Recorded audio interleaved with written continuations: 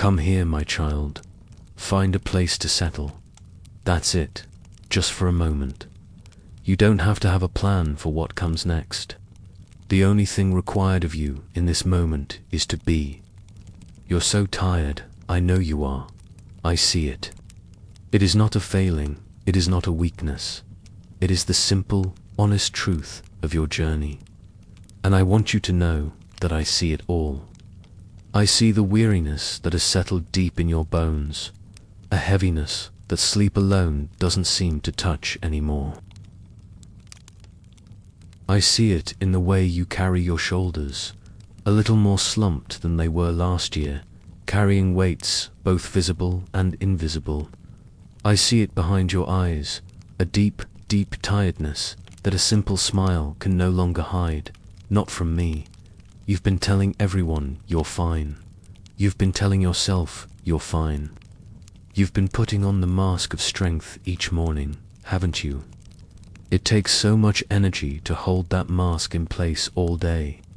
The energy to smile when you want to weep.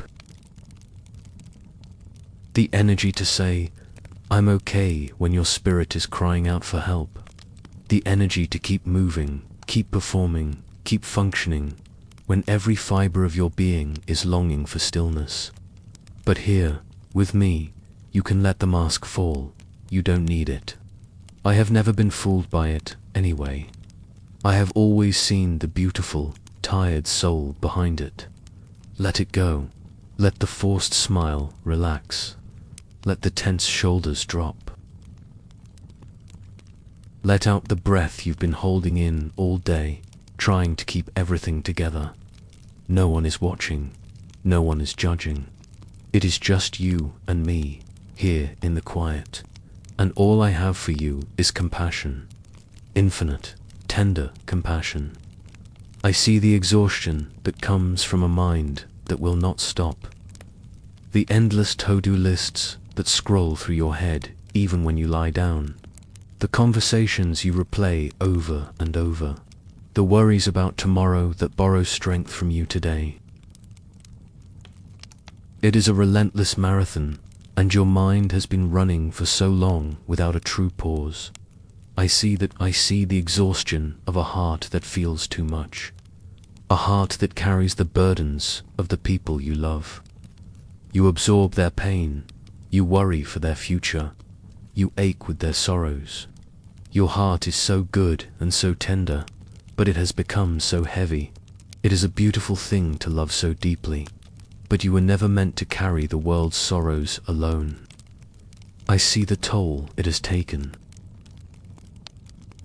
And I see the simple, profound physical exhaustion, the weariness that makes your limbs feel like lead, the desire to just sink into the earth and not move for a long, long time, the feeling that there is no reserve tank of energy left to draw from.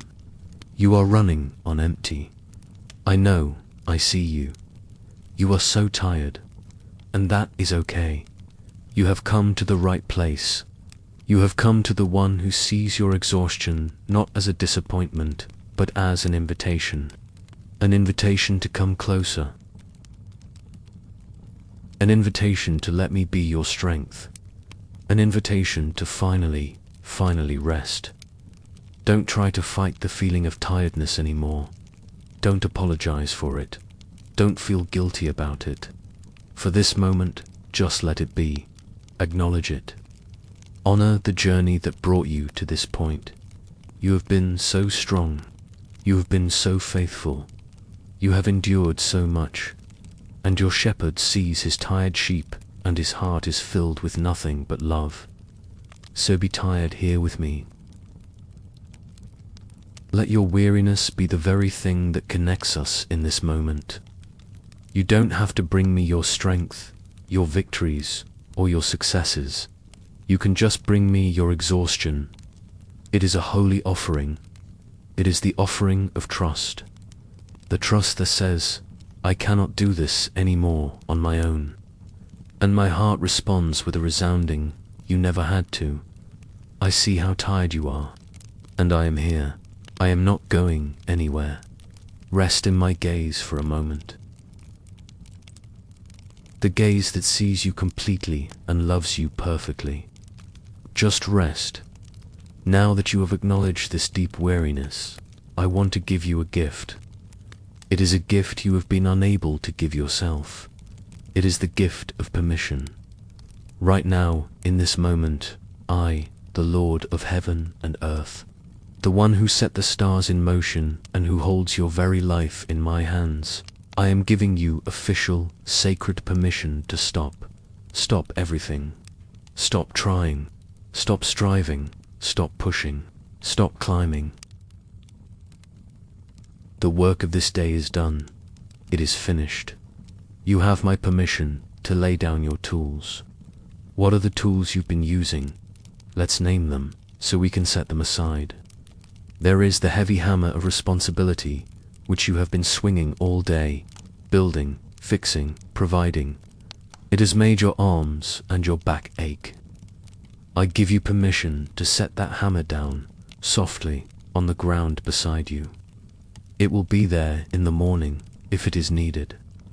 But for tonight, its work is done. There are the tangled wires of anxiety, which you have been trying to sort out in your mind, trying to connect all the dots, trying to solve problems that have not even happened yet. It is an impossible, frustrating task.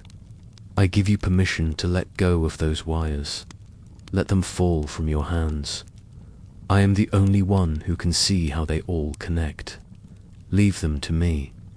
There is the heavy shield of self-protection, which you hold up to guard your heart from more hurt, more disappointment. It is so heavy, and your arms are trembling with the effort of holding it up. I am your shield. I am your defender. You are safe here with me. I give you permission to lower that shield. Let it rest. Let your arms be free.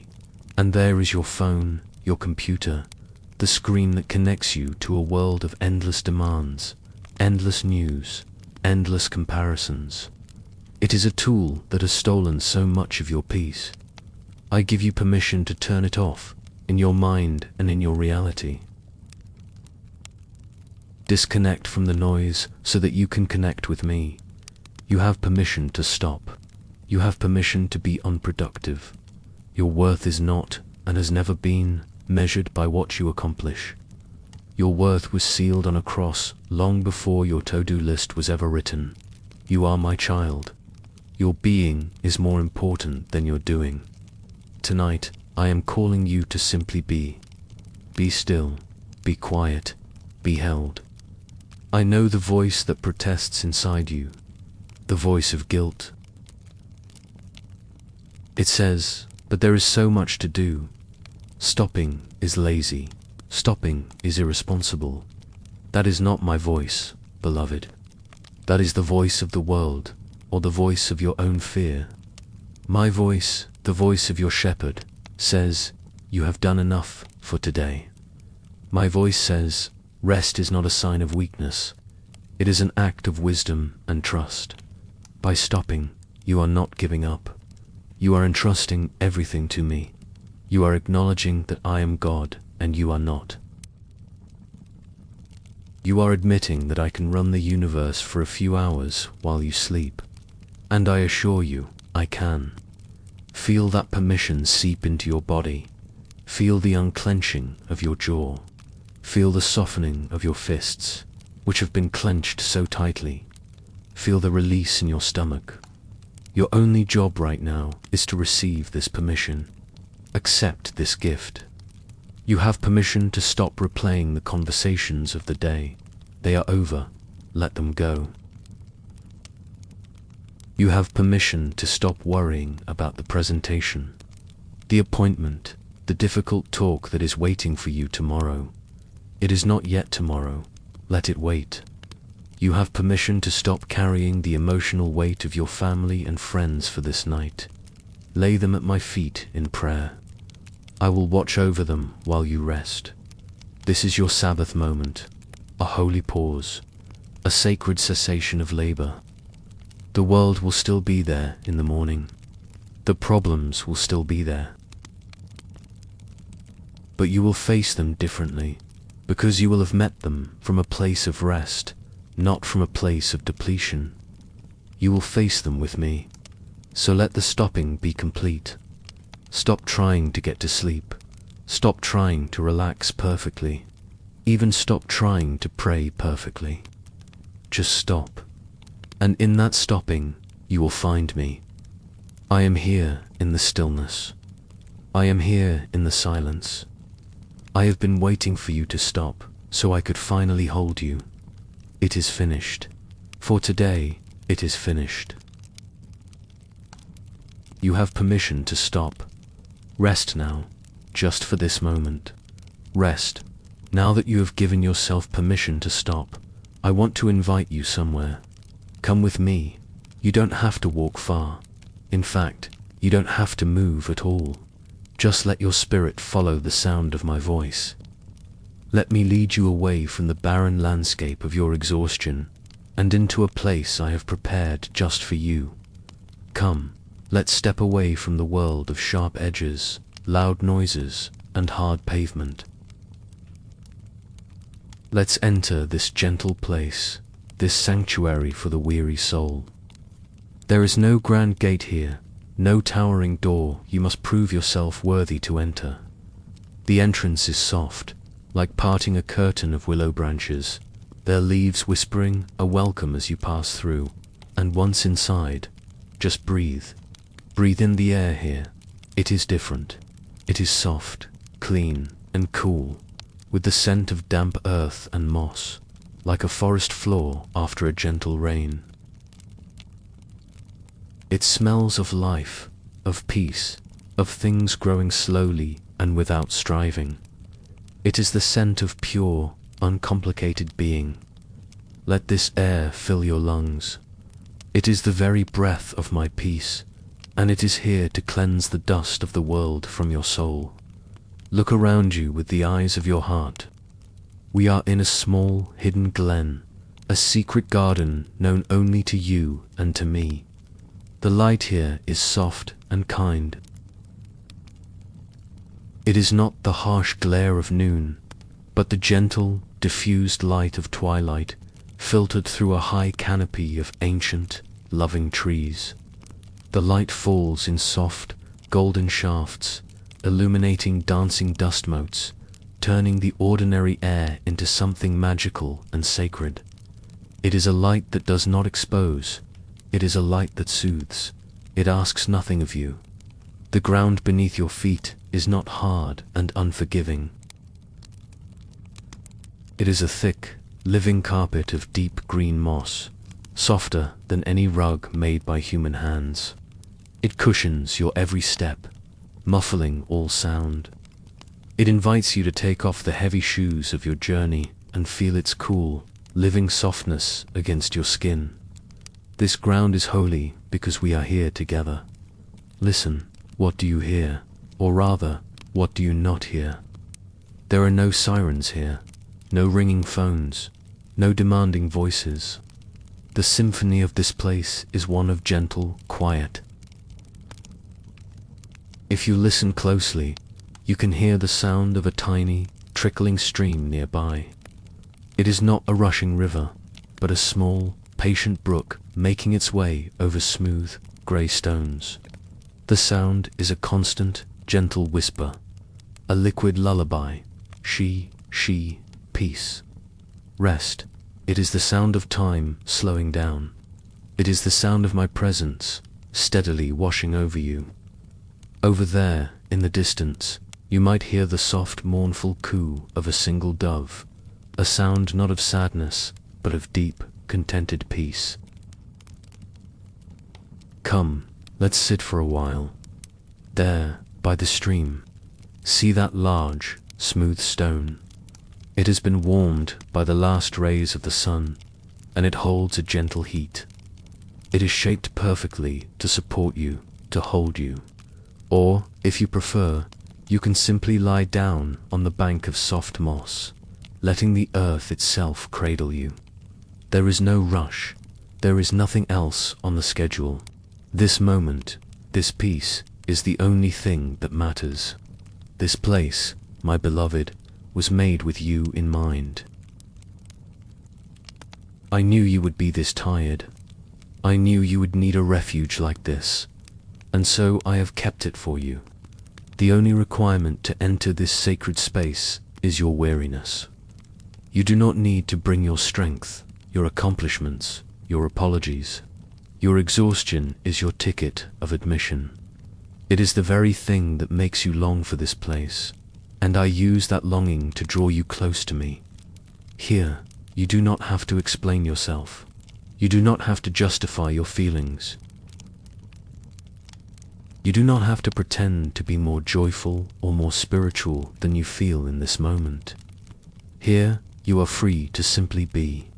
Tired, quiet, still. You can let the tears that have been hiding behind your eyes finally fall if they need to. Here, they will water the sacred ground and bring forth new life. You can let the sighs you have been holding in your chest finally be released. Here, they will mingle with the gentle breeze and be carried away. Sit with me in the comfortable silence. Let the gentle sounds of the water and the breeze wash over your mind, cleansing it of the day's residue.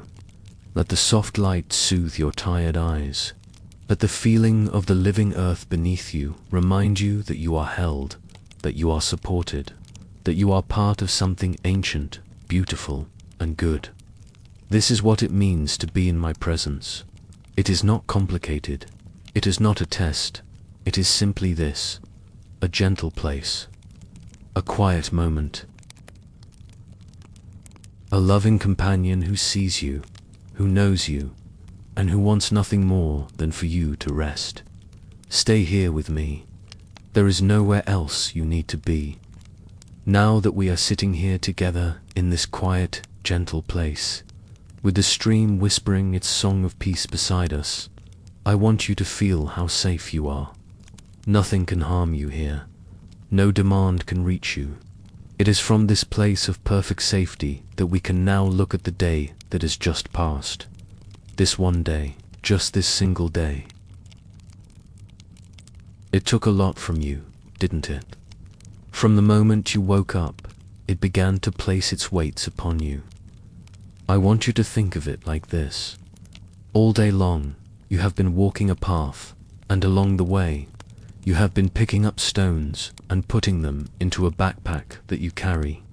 You did it so automatically, you may not have even noticed. But now, as you sit here, you can feel the strain of its straps on your shoulders and the ache of its weight against your back. Let's not judge the stones. Let's just acknowledge them.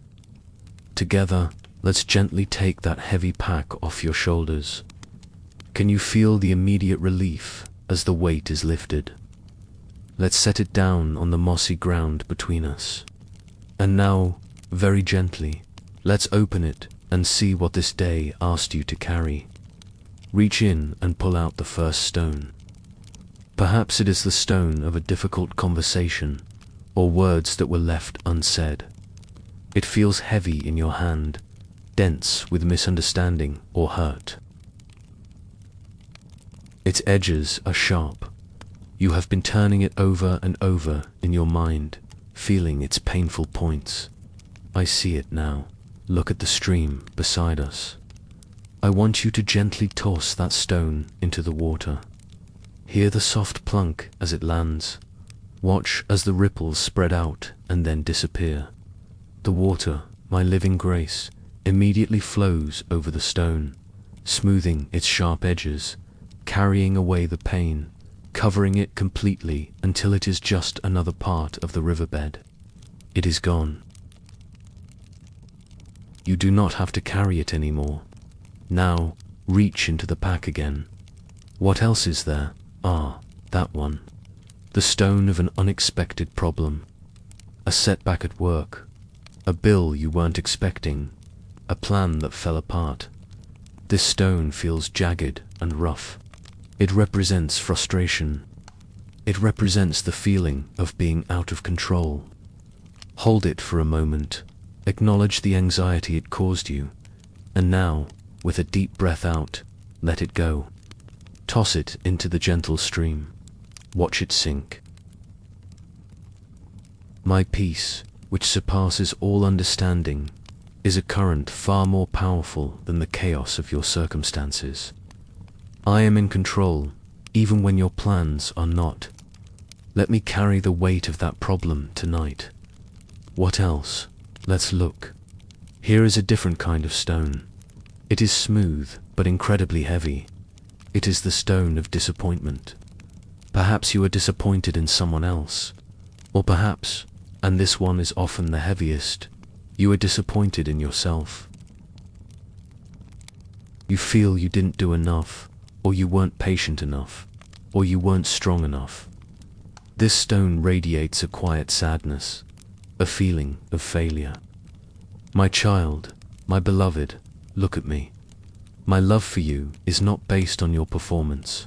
My grace is not earned by your perfection. Let me take this stone from your hand. I will not toss it. I will hold it in my own, and I will let my love and forgiveness dissolve it until nothing is left but dust. You are forgiven. You are enough. Release the weight of that sadness. Reach in one more time. There are all the little pebbles of rushing, the hurried breakfast, the frantic commute, the feeling of being behind all day, the constant pressure of the clock. Each one is small, but together they make a heavy grit that has gotten into everything, making you feel frayed and frazzled. You have been running on adrenaline. Let's not even take them out one by one.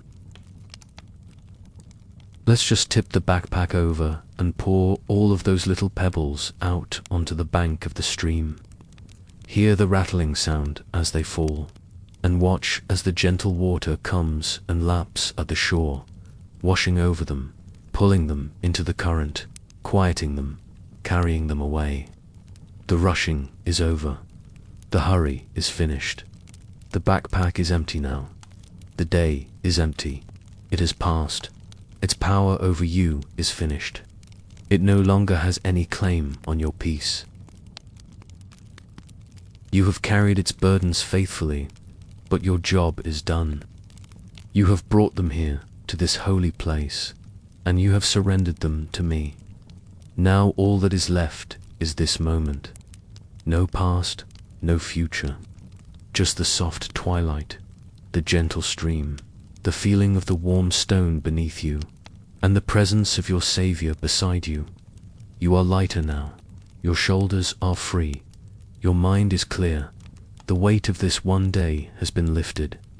Now, and only now, are you truly ready to rest. My child, now that the heavy backpack of the day has been emptied, let us turn our attention to something more subtle, yet just as powerful. Let us turn our attention to the rhythm of your own body, to your very breath. For so much of the day, you have been breathing the air of a frantic world. You have been breathing in sync with its relentless pace, and it has left you feeling breathless, even when you are sitting still. The world's rhythm is one of hurry, of anxiety, of scarcity, never enough time, never enough energy. But my rhythm is different. It is the rhythm of grace.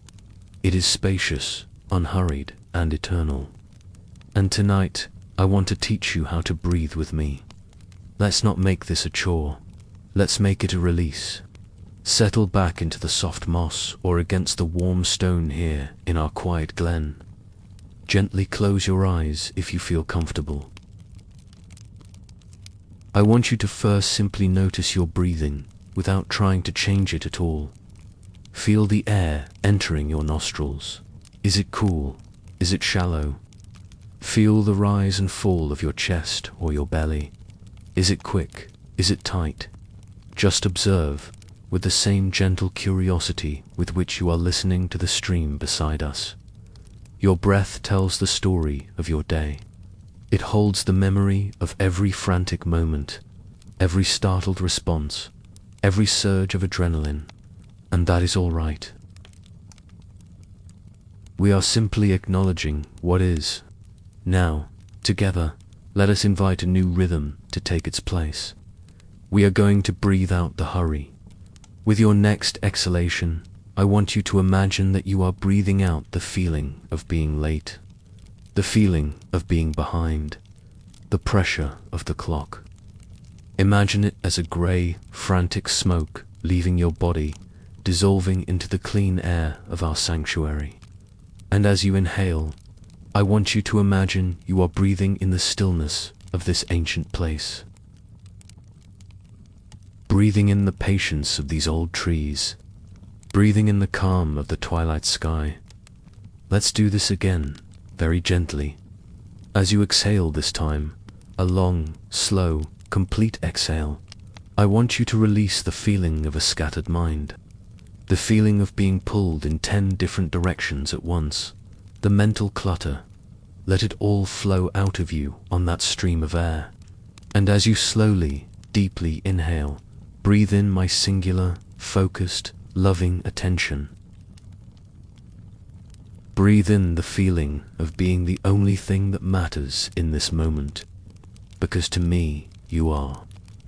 The world teaches you to take short, shallow sips of air, just enough to get by, just enough to keep running. This is the breath of survival. I am inviting you to the breath of life, a breath that fills you completely. So, on this next inhalation, I want you to draw the air deeper than before. Feel it go past your chest and deep into your belly. Feel your abdomen expand. This is the breath of true rest. This is the breath of a sleeping child. Hold it for just a heartbeat, letting that peace saturate every cell, and then exhale with a sigh. A soft, audible sigh of release. Let the sound go. That sigh is the sound of your body letting go. It is the sound of surrender.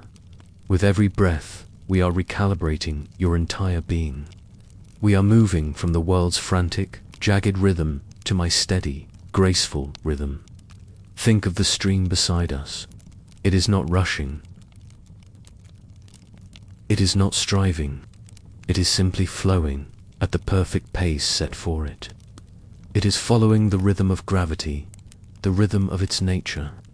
Your true nature, as my child, is not one of frantic hurry. It is one of peaceful trust. Your soul knows this rhythm. We are just reminding your body of a forgotten song. Let the breath out, and with it, release the need to control, the need to manage every outcome, the need to figure everything out. Let it all go. And breathe in, and with the air, receive my sovereignty. Receive my provision. Receive the truth that I am holding all things together, including you.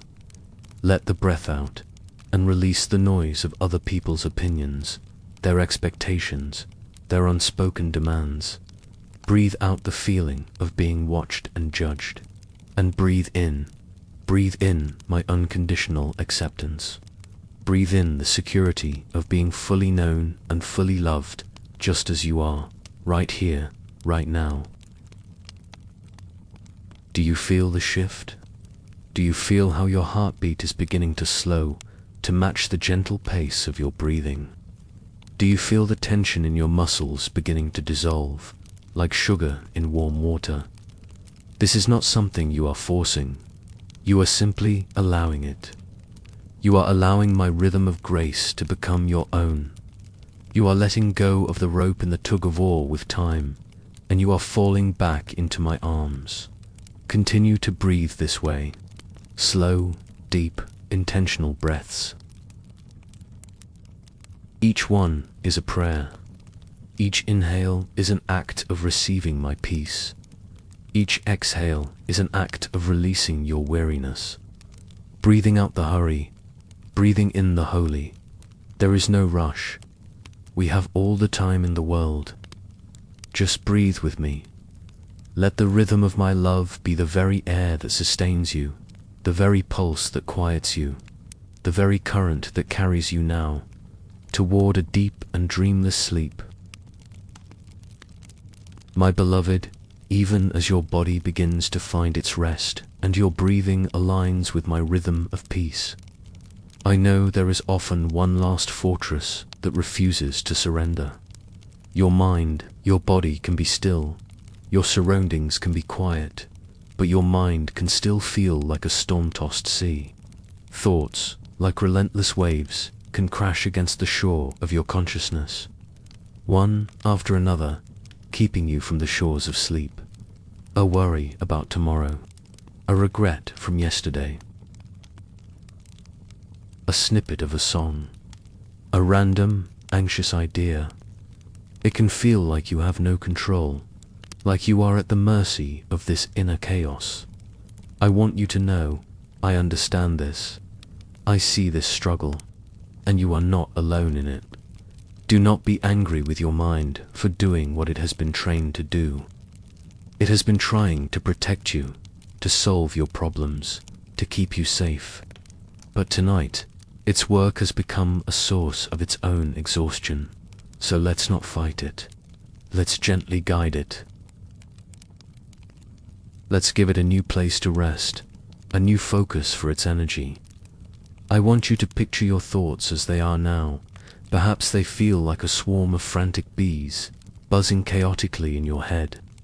Or perhaps they are like a flock of startled birds, flitting from one branch to another with no discernible pattern. Or maybe they are like that stormy sea we spoke of, with waves of anxiety crashing and churning. Acknowledge the image that feels most true for you right now. See it clearly in your mind's eye. Now, I want you to know that I am the Lord of the storm. I am the calming presence for the bees. I am the safe roost for the birds. I am the anchor for your mind. An anchor does not stop the waves. The waves may still roll on the surface for a time, but an anchor holds the ship fast and secure, preventing it from being tossed about and dashed against the rocks. The anchor gives the ship stability, even while the surface remains unsettled. Tonight, let my presence be the anchor for your soul. To help your mind find this anchor, I want to give it something gentle to hold on to instead of its worries. Let's choose one simple truth, one single, beautiful thought, and let it become the smooth, heavy stone that your mind can wrap itself around. Let's choose this one. He will keep in perfect peace all who trust in him, all whose thoughts are fixed on him. Perfect peace. Not a temporary peace, not a fragile peace, but a perfect, whole, and complete peace. And it is a gift for those whose thoughts are fixed on me. So, let's practice that now. Gently, lovingly. I want you to bring that phrase to your mind. He will keep me in perfect peace. Let the words echo softly. Perfect peace. Imagine what that feels like. Not the absence of all thought, but the presence of a deep, unshakable calm underneath the thoughts. Imagine the stormy sea. The waves are the thoughts on the surface, still moving from the memory of the wind. But deep below, just a few feet down, the water is still. It is calm, dark, and silent. Your anchor, this truth, is dropping down past the turbulent surface and sinking deep into that place of profound stillness. Every time a worry crashes on the shore of your minder, what if about your health, a fear about your finances, a concern for a loved one, I want you to gently, without frustration, refuse to engage with it. Instead, just let the word peace float up in its place. Don't fight the thought. Just gently replace it. A wave of worry comes, and you just softly think, peace. Another wave of planning and list-making crashes, and you just think, peace. You are not trying to empty your mind, which is an impossible task. You are simply filling it with me. You are fixing your thoughts on me. Let the word peace become a gentle rhythm in time with your breathing. As you inhale, think perfect, ... double quotes. And as you exhale, think ... peace. Let this simple two-word prayer become the new pattern for your mind. Perfect peace. It is a lullaby for your restless thoughts. It is a gentle command to the waves inside you. If you find your mind has wandered off and is once again caught in a storm of worry, do not be discouraged. This is normal. This is human. Do not scold yourself. Just notice it with compassion, as if you were noticing a small child who has wandered off, and gently, tenderly, take its hand and lead it back. Lead it back to the anchor. Lead it back to the prayer. Perfect peace. Your mind has been working so hard for so long. It deserves to rest. It deserves to be quiet. You are giving it that gift now. The gift of a single, safe harbor. The gift of my presence as its focus. Let all the other thoughts, the frantic birds, the buzzing bees, begin to settle. See them finding their place to roost for the night. They are growing quiet. The buzzing is fading. The storm is subsiding.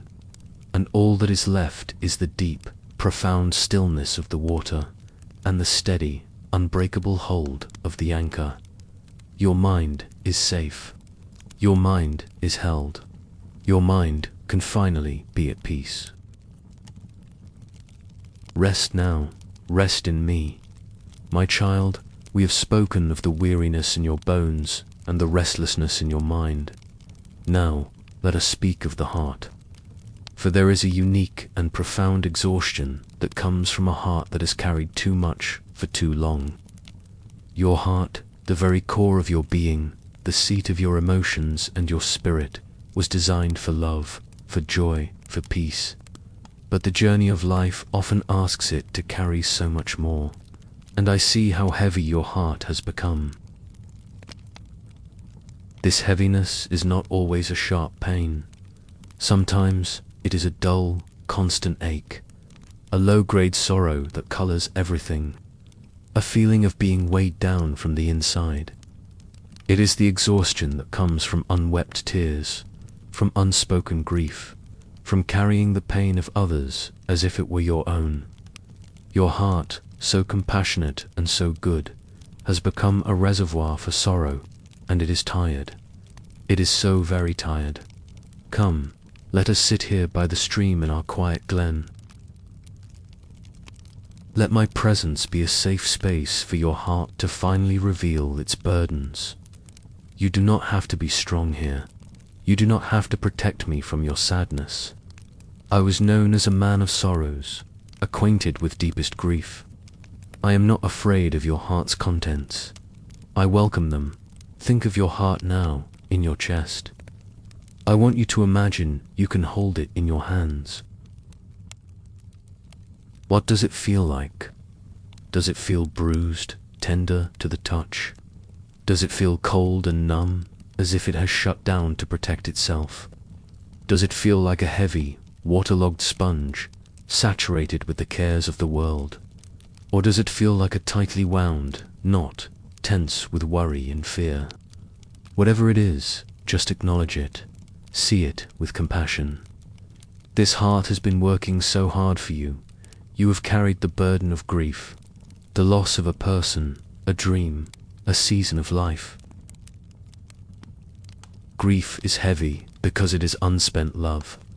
It is the love you still have to give, with nowhere for it to go. You have carried it silently, perhaps, thinking you should be over it by now. But there is no timetable for such things in my kingdom. I see every ounce of that unspent love. Let me hold it with you now. You do not have to carry it alone. Imagine placing that grief, like a fragile, wilted flower, into my hands. I will receive it with honor. I will hold it tenderly. I will let your tears water it here, in this safe place. You have also carried the burden of worry for those you love.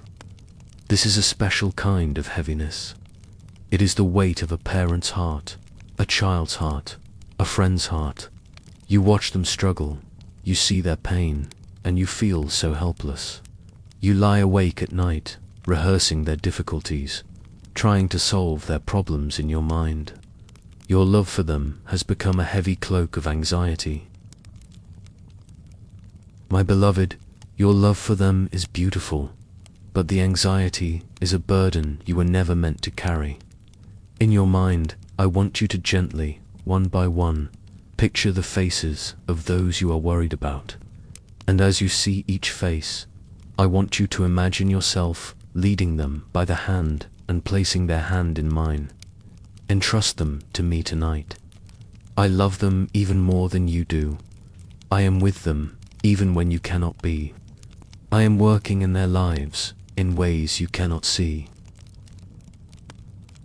Let me carry the weight of their care tonight, so your heart can finally rest. And then there is the weight of your own disappointments, the quiet ache of what you hoped for, what you longed for, that has not come to pass.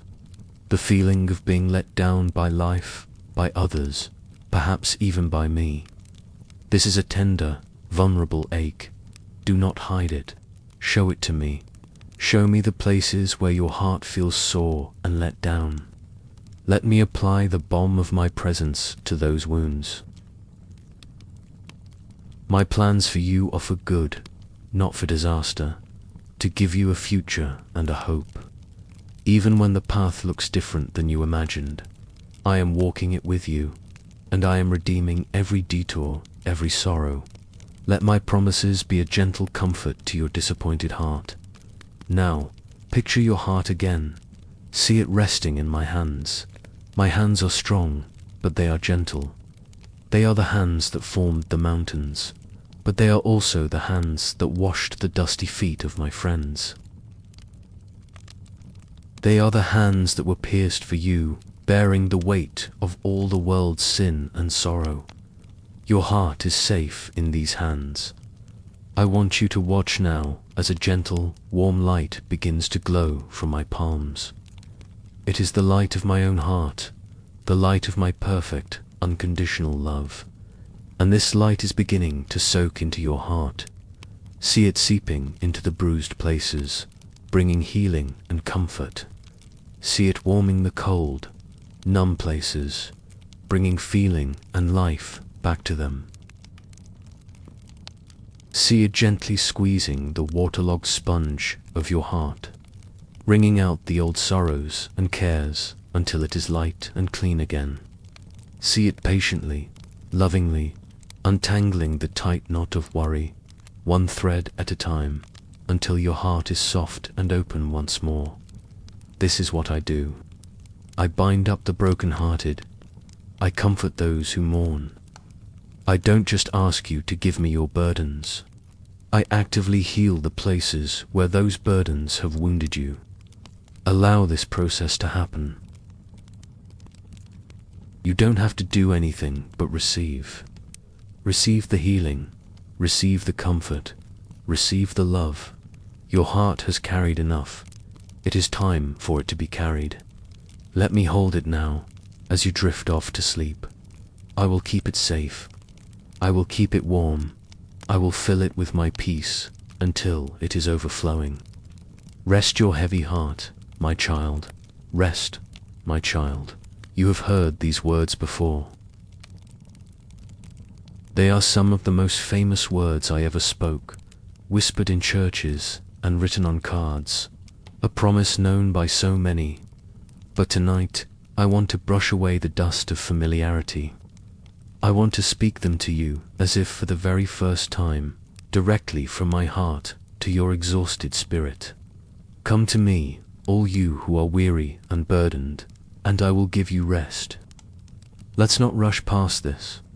Let's stay here for a moment and truly understand the depth and the beauty of this invitation. It is not a suggestion. It is not a command to try harder. It is a tender, urgent, open-armed plea from your Savior. It is the core of my gospel for the tired soul. First, consider the invitation itself.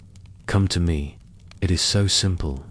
I do not say, figure it all out, and then come to me. I do not say, clean up your act, get stronger, and then come to me.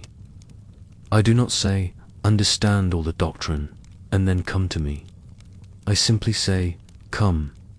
Come as you are, right now.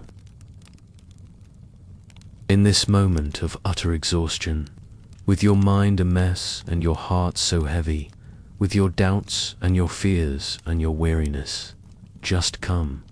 The direction is not a place, but a person. The destination is me.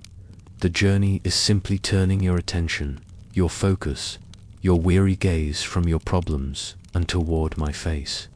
You are doing that right now, just by listening to my voice. You have already accepted the first part of the invitation. You have come. And oh, my child, I am so glad you are here. Now, consider who is invited. All you who are weary and burdened. This is the entrance requirement. This is the qualification. It is not for the strong, the self-sufficient, the ones who have it all together. This invitation is specifically addressed to the tired ones, to the ones carrying heavy loads, to the ones whose strength has failed. Your weariness does not disqualify you. It is your very qualification. Your exhaustion is your engraved invitation. When you feel you are at your weakest, at your most depleted, that is when you are most perfectly positioned to receive what I have to offer. So if you feel tired, if you feel burdened, then know this promise was written with your name on it. It is for you. And what is the promise? What do I offer to those who come? And I will give you rest. Notice, I do not say I will give you answers.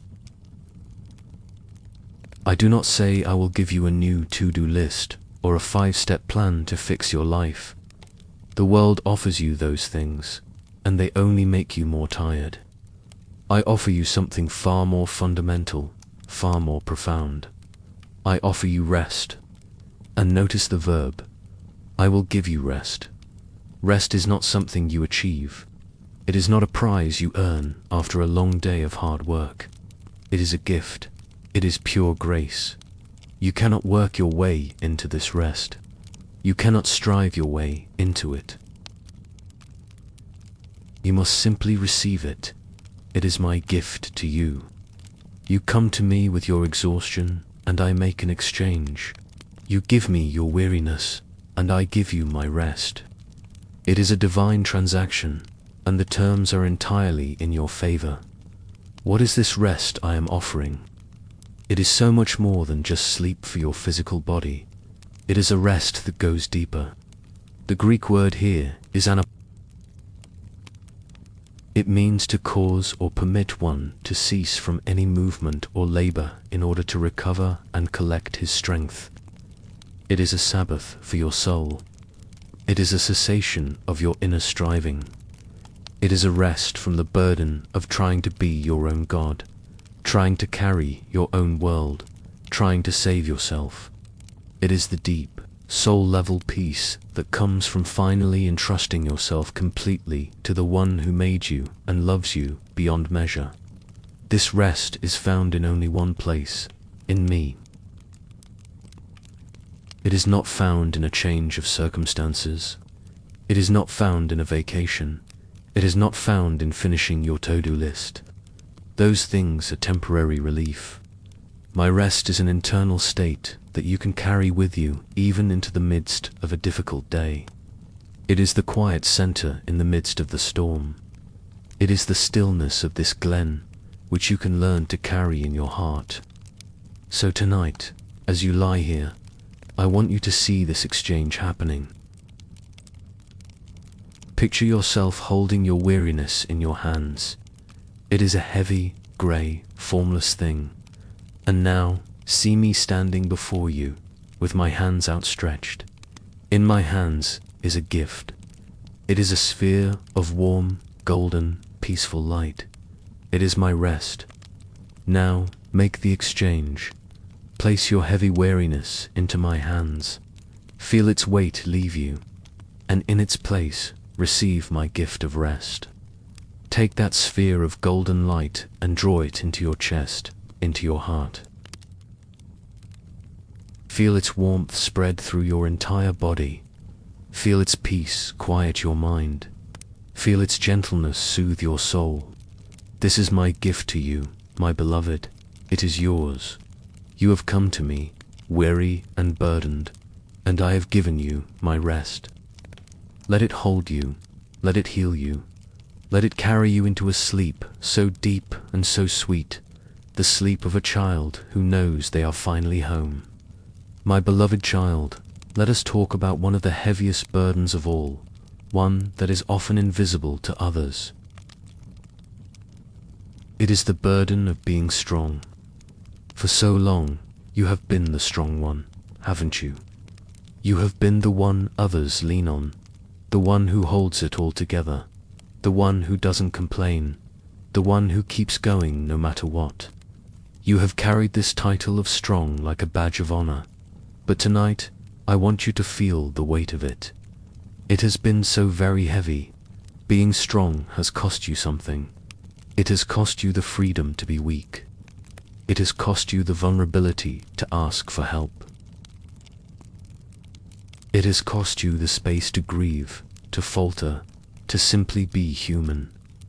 This strength that the world so admires, this stoic resilience, it has become a cage that keeps you from receiving the very comfort and care that your soul so desperately needs. You have been holding your breath for years, and you are exhausted from the effort. I see you. I see the cracks in the strong facade that no one else notices. I see the quiet trembling of your hands when you think no one is looking. I see the tears you choke back in the silence of the night. I see the immense effort it takes for you to get up each morning and put on the armor of strength one more time. And my heart is not filled with disappointment. It is filled with a profound and tender compassion. I am so proud of your endurance, but I am even more eager for you to find your rest. Tonight, I want to release you from this burden. Right here, in this sacred, gentle place, you have my divine permission to not be strong anymore. You can let the armor fall. Piece by piece, let it clang onto the soft moss at your feet. The heavy helmet of having all the answers. The breastplate of emotional invincibility. The gauntlets of tireless service.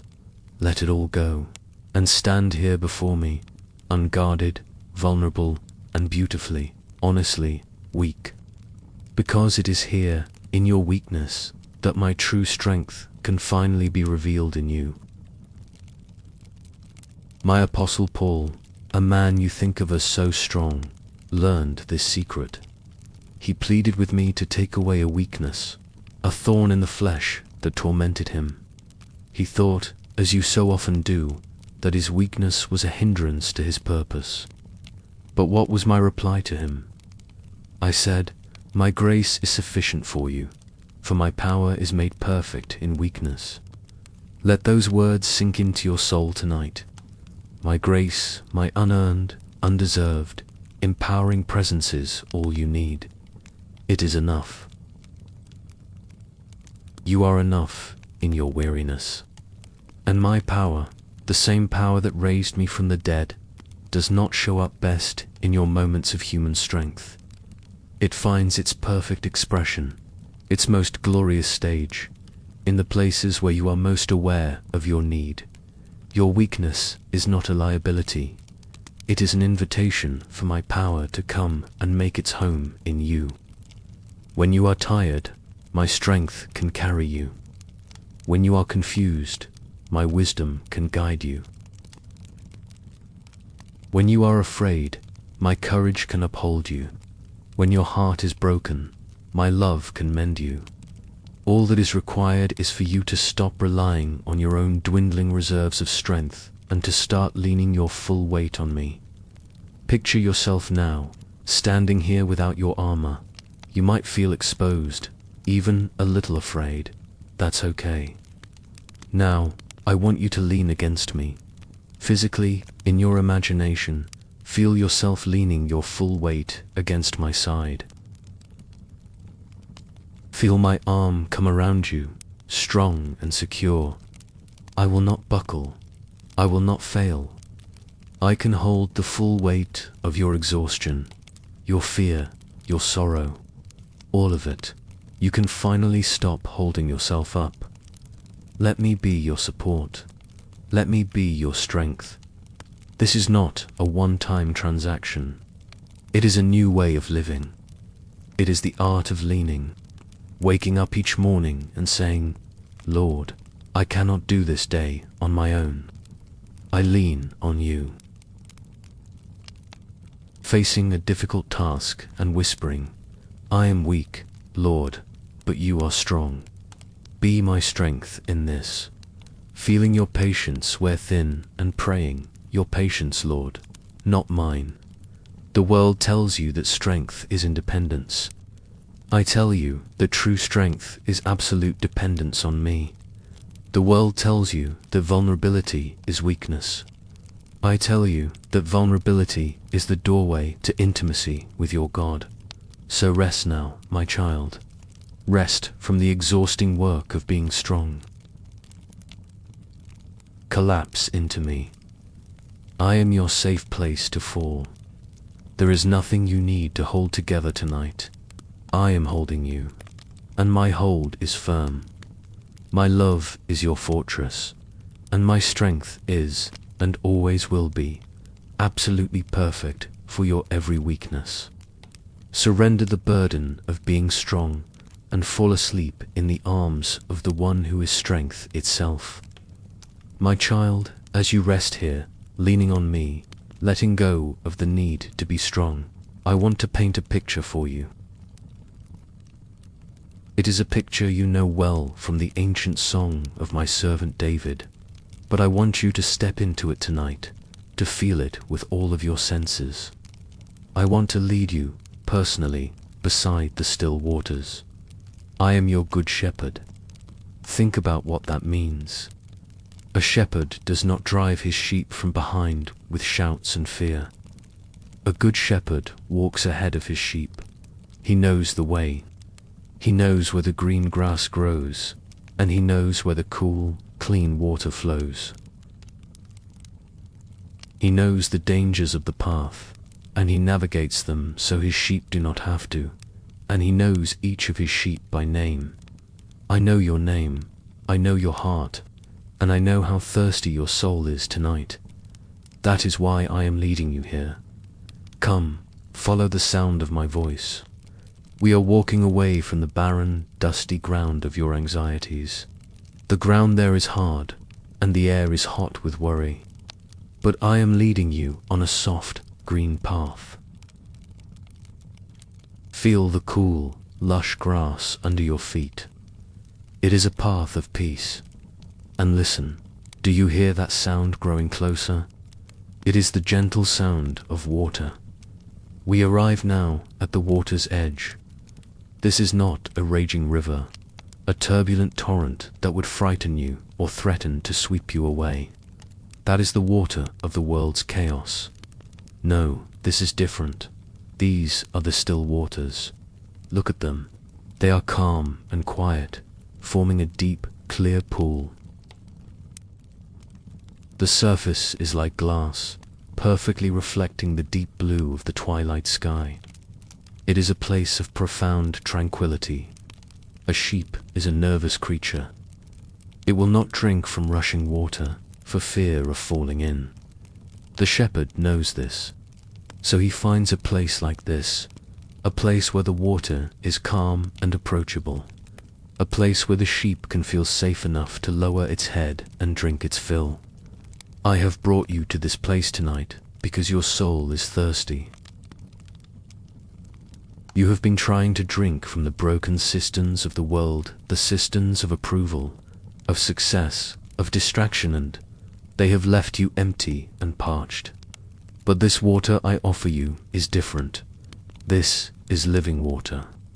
This is the water of my spirit, the water of my presence. Kneel here with me on the soft, green bank. See your own reflection in the water. I see it too. I see the weariness, but I also see the beauty. I see the beloved child I created. Now, cup your hands and dip them into the water. Feel its coolness. It is so clean, so pure. It washes away the dust of the journey from your hands. Now, bring the water to your lips and drink. Drink deeply. This is not water you have to earn. It is freely given. As you drink, I want you to imagine this living water flowing into you and doing its sacred work. It is not just quenching a physical thirst. It is restoring your soul. What does it mean to have your soul restored? It means the parched, dry, cracked places within you are being flooded with life and moisture.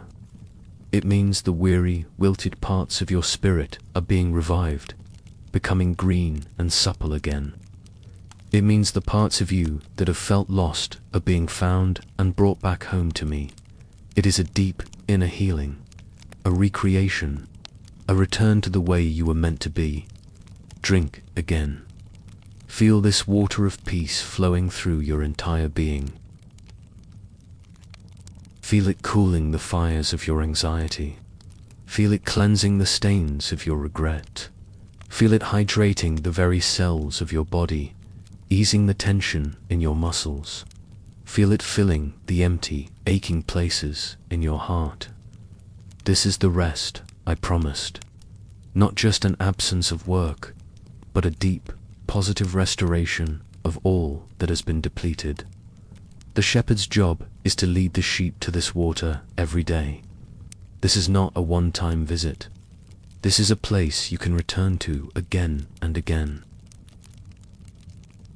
In the middle of your busiest day, you can close your eyes for a moment and remember this place. You can hear the stillness. You can taste the cool water. You can reconnect with me, your shepherd, who is always leading you, always providing for you. But for tonight, your only job is to stay here. Lie down in this green pasture by the water's edge. You are safe. The shepherd is watching over you. There are no predators here, no dangers. The only sounds are the gentle lapping of the water and the whisper of my love for you. You have been led. You have been refreshed. Your soul is being restored. Now, you can close your eyes and sleep, right here, in the pasture of your shepherd's care, by the still, peaceful, healing waters. Rest now, my precious sheep. Rest, my precious child, as you rest here by these still waters, your soul gently being restored. I want to speak to the very root of so much of your exhaustion. It is a deep, hidden weariness that hums beneath the surface of everything you do. It is the exhaustion of trying to be enough. Oh, what a heavy, heavy burden that is. It is the spiritual equivalent of running on a treadmill that has no off switch. All day long, you run, you strive, you push yourself. You run towards a finish line of worthiness that seems to shimmer in the distance but never gets any closer. You believe that if you just run a little faster, try a little harder, become a little better, you will finally arrive at that place where you can feel secure, loved, and at peace. A place where the quiet, knowing voice of not good enough will finally be silenced. This voice, where does it come from? It is a whisper woven from the lies of the world, which tells you that your value is in what you produce, what you achieve, and how you look. It is a hiss from the accuser, who delights in reminding you of your every flaw and failure. And often, most painfully, it comes from a deep place within your own heart, a wound from long ago that convinced you that love is conditional, that it must be earned. So you run. You run the race of being a better parent, a more diligent employee, a more attentive friend, a more faithful Christian. You collect evidence of your worthiness, a successful project, a word of praise, a day of perfect patience, and you hold it up, hoping it will be enough. But the feeling of enough is so fleeting, isn't it? The treadmill just speeds up, and the finish line recedes again.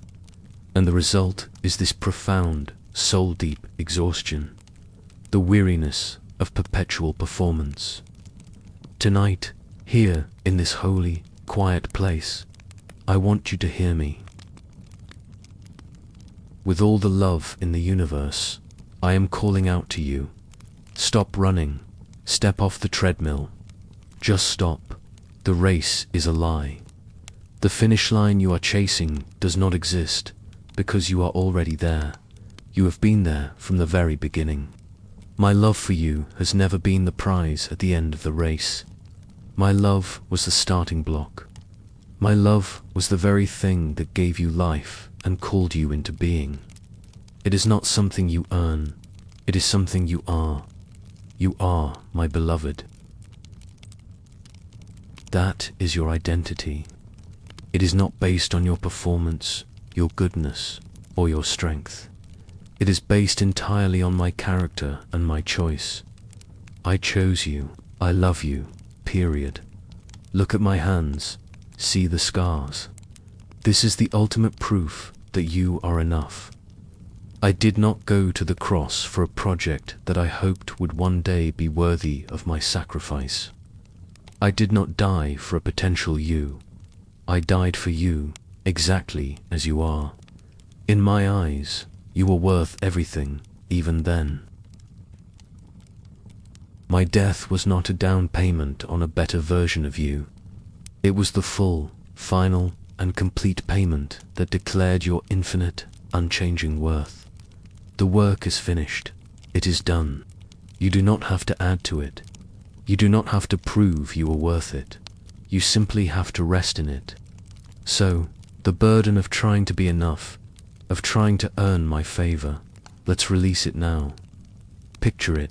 It's a heavy, ornate costume you have been wearing.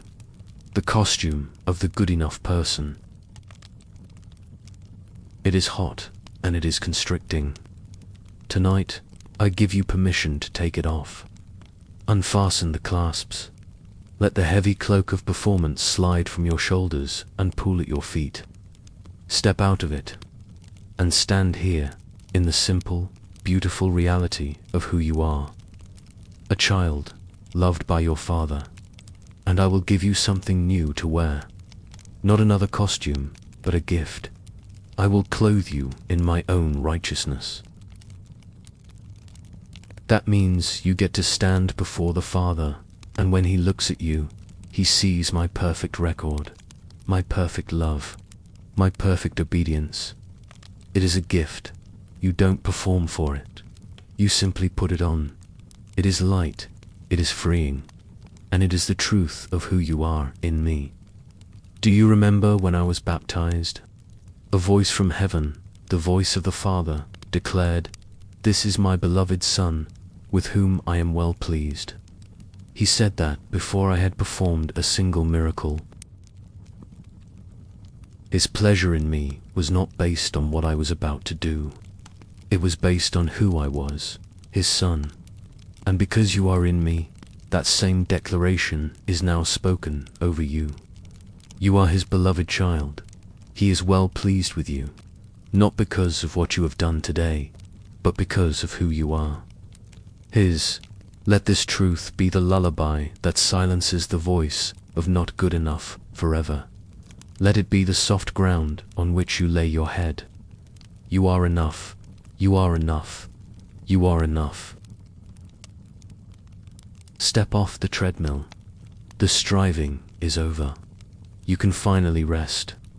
My child, as you rest in the truth that you are enough, I want you to look at your own body for a moment.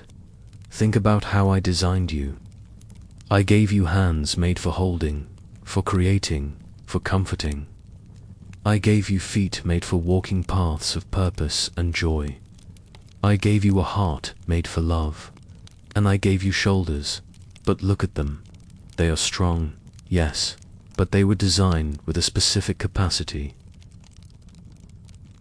They were designed to carry the gentle weight of a loved one's head, the joyful burden of a laughing child, the simple cloak of your own daily responsibilities.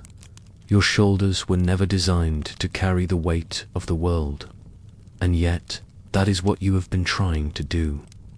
You have been loading them up with burdens that were never meant for you to bear, and the strain is breaking you.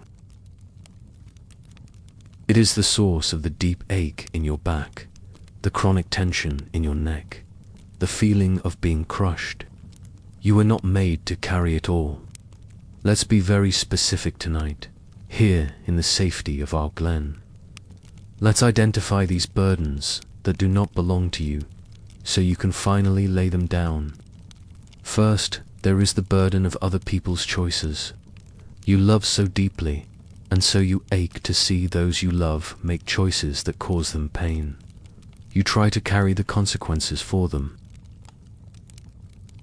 You try to manage their lives, fix their mistakes, and steer them onto the right path. It comes from a place of love, but it is a weight you cannot carry. You cannot choose for them. You cannot live their lives for them. Trying to do so is like trying to carry water in a civet, is an exhausting and futile effort. Tonight, you must release them. This is not an act of abandonment. It is an act of profound trust. It is entrusting them to me. I am their shepherd, too. I am working in their lives in ways you cannot comprehend. You can love them, you can pray for them, you can walk beside them, but you must stop carrying them. Then there is the burden of control. You see the chaos in the world, the uncertainty of the future, the fragility of life, and so you try to control it all. You make endless plans. You worry through every possible scenario, trying to build a fortress of certainty around yourself and your loved ones. But the future is a wild country, and it does not bend to your will. This effort to control the uncontrollable is a crushing weight. It is the weight of trying to be God. And you are not God, I am. Let me tell you a secret about my own shoulders. The prophet Isaiah spoke of me centuries before I was born in Bethlehem. He said, "The government shall be upon his shoulder, the government of the entire cosmos, the turning of the planets, the rising of the sun, the intricate dance of nations and of history, the fate of every sparrow, the path of every soul. All of it rests upon my shoulders, and they are broad enough for the task. They do not bend, they do not break. Now, compare my shoulders to yours. Can you see how foolish, how loving but foolish, it is for you to try and take a piece of that cosmic government and place it on your own fragile frame? So let's do this now. A holy act of In your mind, I want you to see all those burdens that are not yours. The choices of your spouse, your children, your friends, the state of the world economy, the political turmoil, the uncertain diagnosis, the future of your career. See them as heavy, misshapen sacks, and you are straining, buckling under their weight. Now, see me standing before you. See my shoulders, strong and steady, and one by one, I want you to take those sacks and transfer them from your shoulders to mine. Take the heavy sack with your child's name on it, filled with your worries for their future, and with a prayer of trust, heave it onto my shoulders. I will take it. Take the jagged sack of the world's pain, the news headlines, the tragedies that break your heart, and place it upon my shoulders. I can bear it. Take the dense, impossibly heavy sack of the unknown future, and lay it upon me. I already inhabit eternity. It is no weight to me at all. Keep going until your own shoulders are completely free. Straighten your back, roll your shoulders. Take a deep, full breath. A breath that you haven't been able to take for a very long time because of the weight. How does it feel? It is the feeling of freedom. It is the feeling of rightness. It is the feeling of living within your beautiful human design. Your only responsibility tonight is to rest. That is the one burden I give you, and as you know, my burden is light. Your job is to sleep in the care of the one whose shoulders are broad enough to carry everything and everyone you love. You have done your part. You have loved, you have cared, and now you have trusted. The rest is up to me. Sleep now, my child. Sleep in the lightness of being responsible only for your own sweet rest.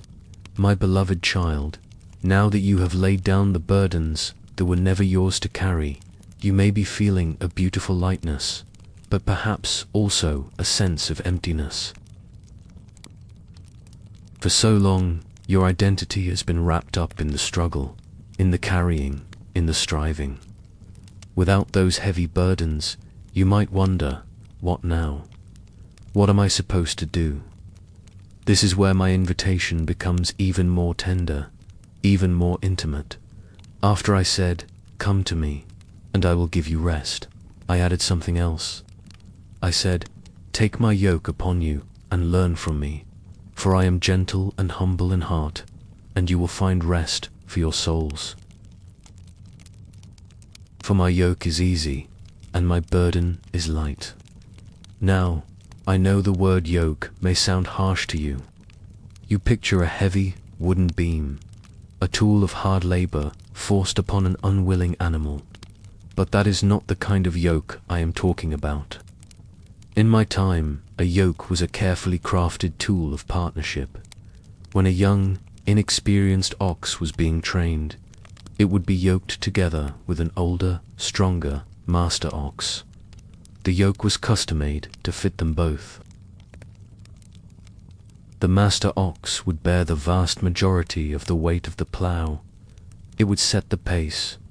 It would guide the direction. The younger ox was not there to pull the full load.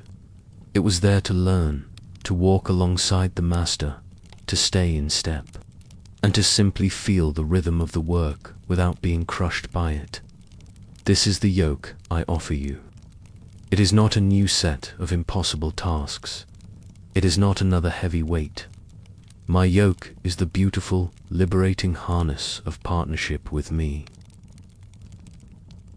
When you take my yoke upon you, you are not agreeing to a new form of servitude. You are agreeing to an intimate walk with your Savior. You are allowing me, the Master, to be yoked with you in your life. Picture it now. See me standing beside you, and see the yoke I hold. It is not made of rough, splintered wood. It is smooth, polished, and fits you perfectly. And you will notice it has two places, one for you and one for me. When we put it on, I am the one who steps into the lead position. I am the one who leans into the weight of the day ahead. Your side of the yoke simply keeps you close to me. It keeps you from running ahead in your own anxious strength, or from falling behind in your despair. It keeps you walking in my rhythm of grace. What does it mean to learn from me? It means that as you walk yoked with me, you begin to see how I handle things. You learn that I do not rush. I do not panic. I am not overwhelmed. You learn the gentleness with which I treat others. You learn the humility with which I serve. You learn to see the world through my eyes. The learning is not academic. It is relational. It happens simply by staying close. And what is the result of taking this yoke? And you will find rest for your souls. This is so important. I give you rest when you first come to me, and you find more rest as you learn to walk with me. It is a rest that comes from no longer feeling like you have to figure everything out on your own. It's the rest of knowing the one beside you has it all under control. It's the peace of a child holding their father's hand in a crowded place. The child is not in charge, but they are perfectly, restfully secure. And finally, that beautiful paradox. For my yoke is easy, and my burden is light. How can a yoke be easy? How can a burden be light? It is easy because I am pulling the weight. Your only job is to stay in step with me. It is easy because I am gentle and humble in heart's eye, will never push you beyond what you can bear. I lead you with kindness, not with coercion. And what is the light burden I give you? The only burden I ask you to carry within our partnership is the burden of love, the burden of trust, the burden of receiving grace. And these are not weights that crush you, they are energies that lift you. Love makes the feet light. Trust quiets the anxious heart. Grace gives you wings. It is the lightest burden in the universe. So tonight, as you prepare for sleep, I want you to feel the comfort of this yoke. It is not a restriction, it is an embrace. Feel the security of being bound to me. Your struggles are my struggles. Your journey is my journey. You are not walking alone. You are walking with me, and I am leading you, always, toward places of peace, restoration, and life. You do not have to know the whole path. You just need to know the one who walks beside you. Settle into the comfort of our shared pace. There is no hurry. There is only the steady, peaceful, forward movement of grace. Rest in my yoke, my child. It is the safest place you will ever be. My precious child, as we sit here in the deep, healing quiet of this place, let's talk about one of the greatest thieves of rest, the past. Even when your body is still and the present moment is peaceful, your mind can be a time machine, hurtling you backward into moments you wish you could change. And the energy you spend there, in the land of yesterday, is immense. It is an exhaustion that drains your very soul. The past can haunt you in so many ways. For some, it is the sharp, stabbing pain of regret. You see a moment, a choice, a conversation replaying in your mind on an endless loop. The words you said, the words you failed to say, the action you took, the opportunity you missed. You analyze it from every angle, torturing yourself with if onlys. If only I had been wiser. If only I had been kinder. If only I had known then what I know now.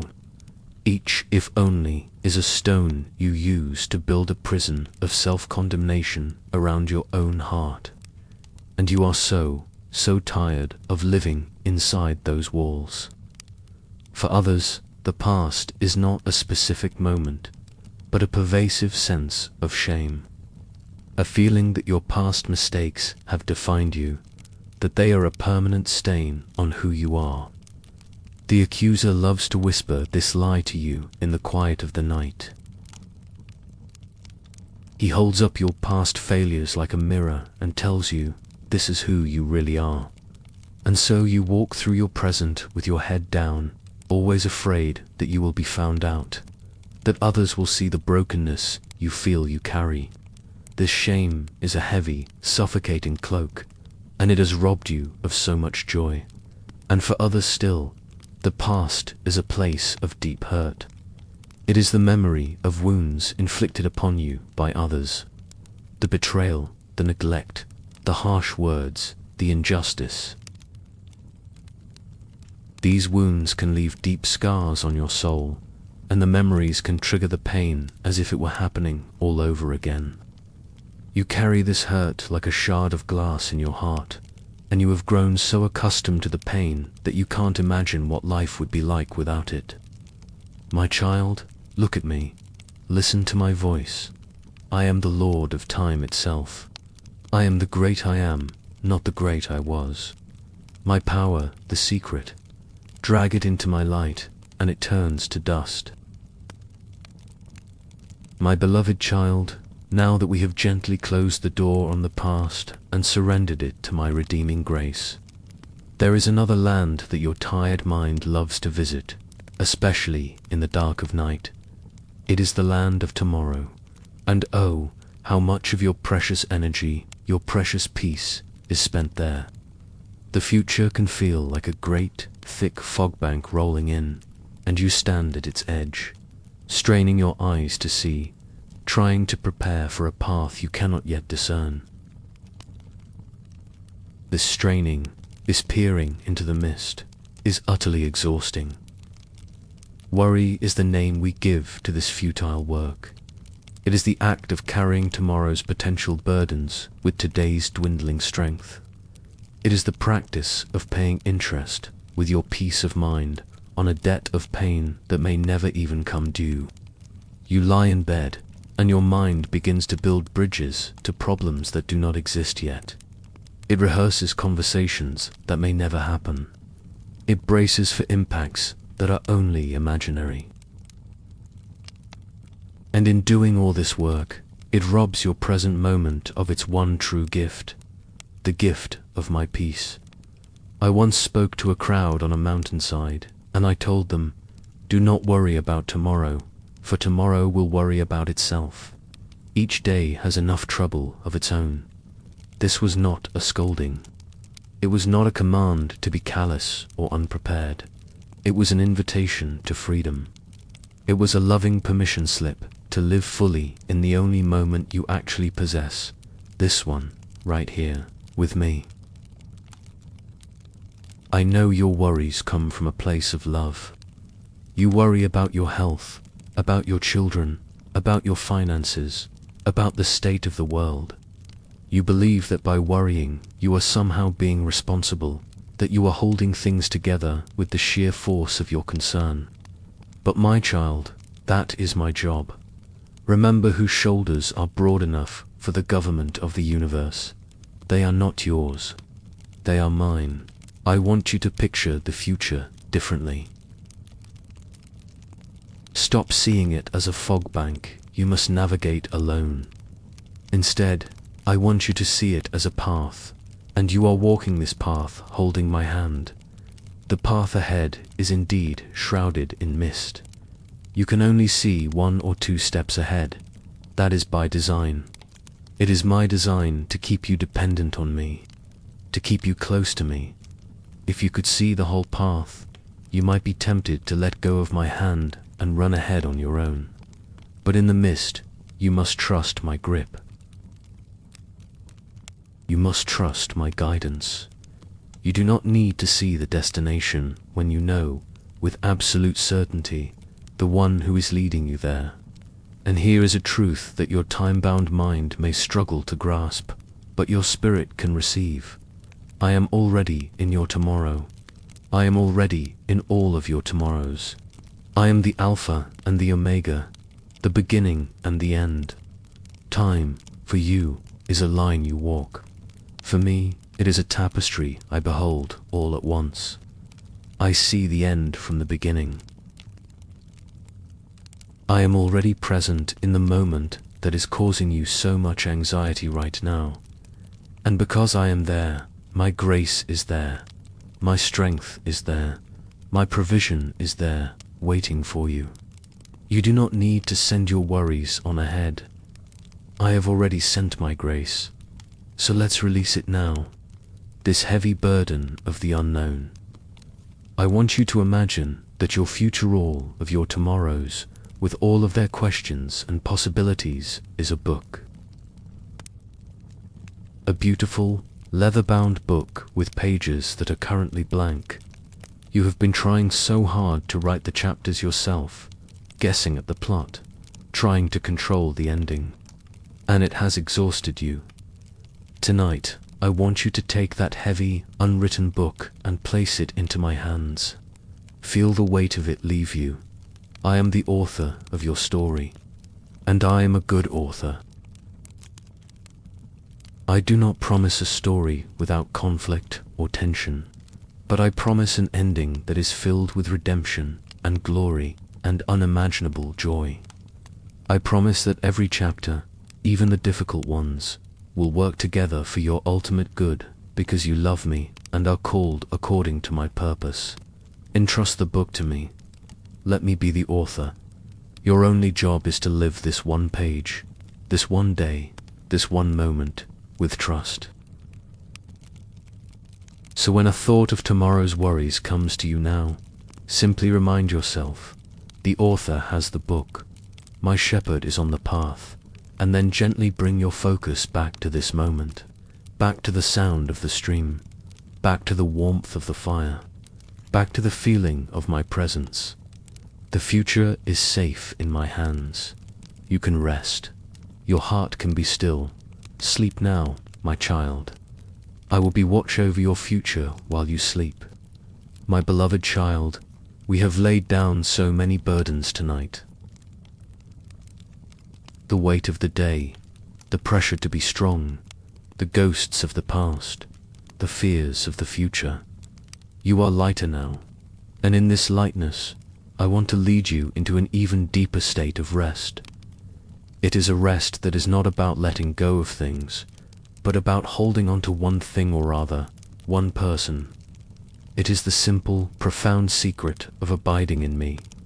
I once told my closest friends a story, a parable to help them understand.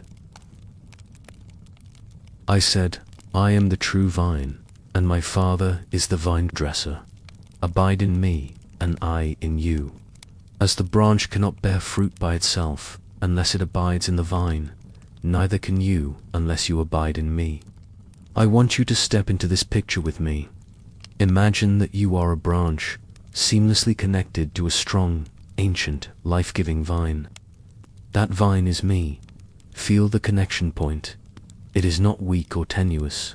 It is strong, organic, and perfectly formed. You are a part of me, and I am a part of you. Now, think about the life of a branch.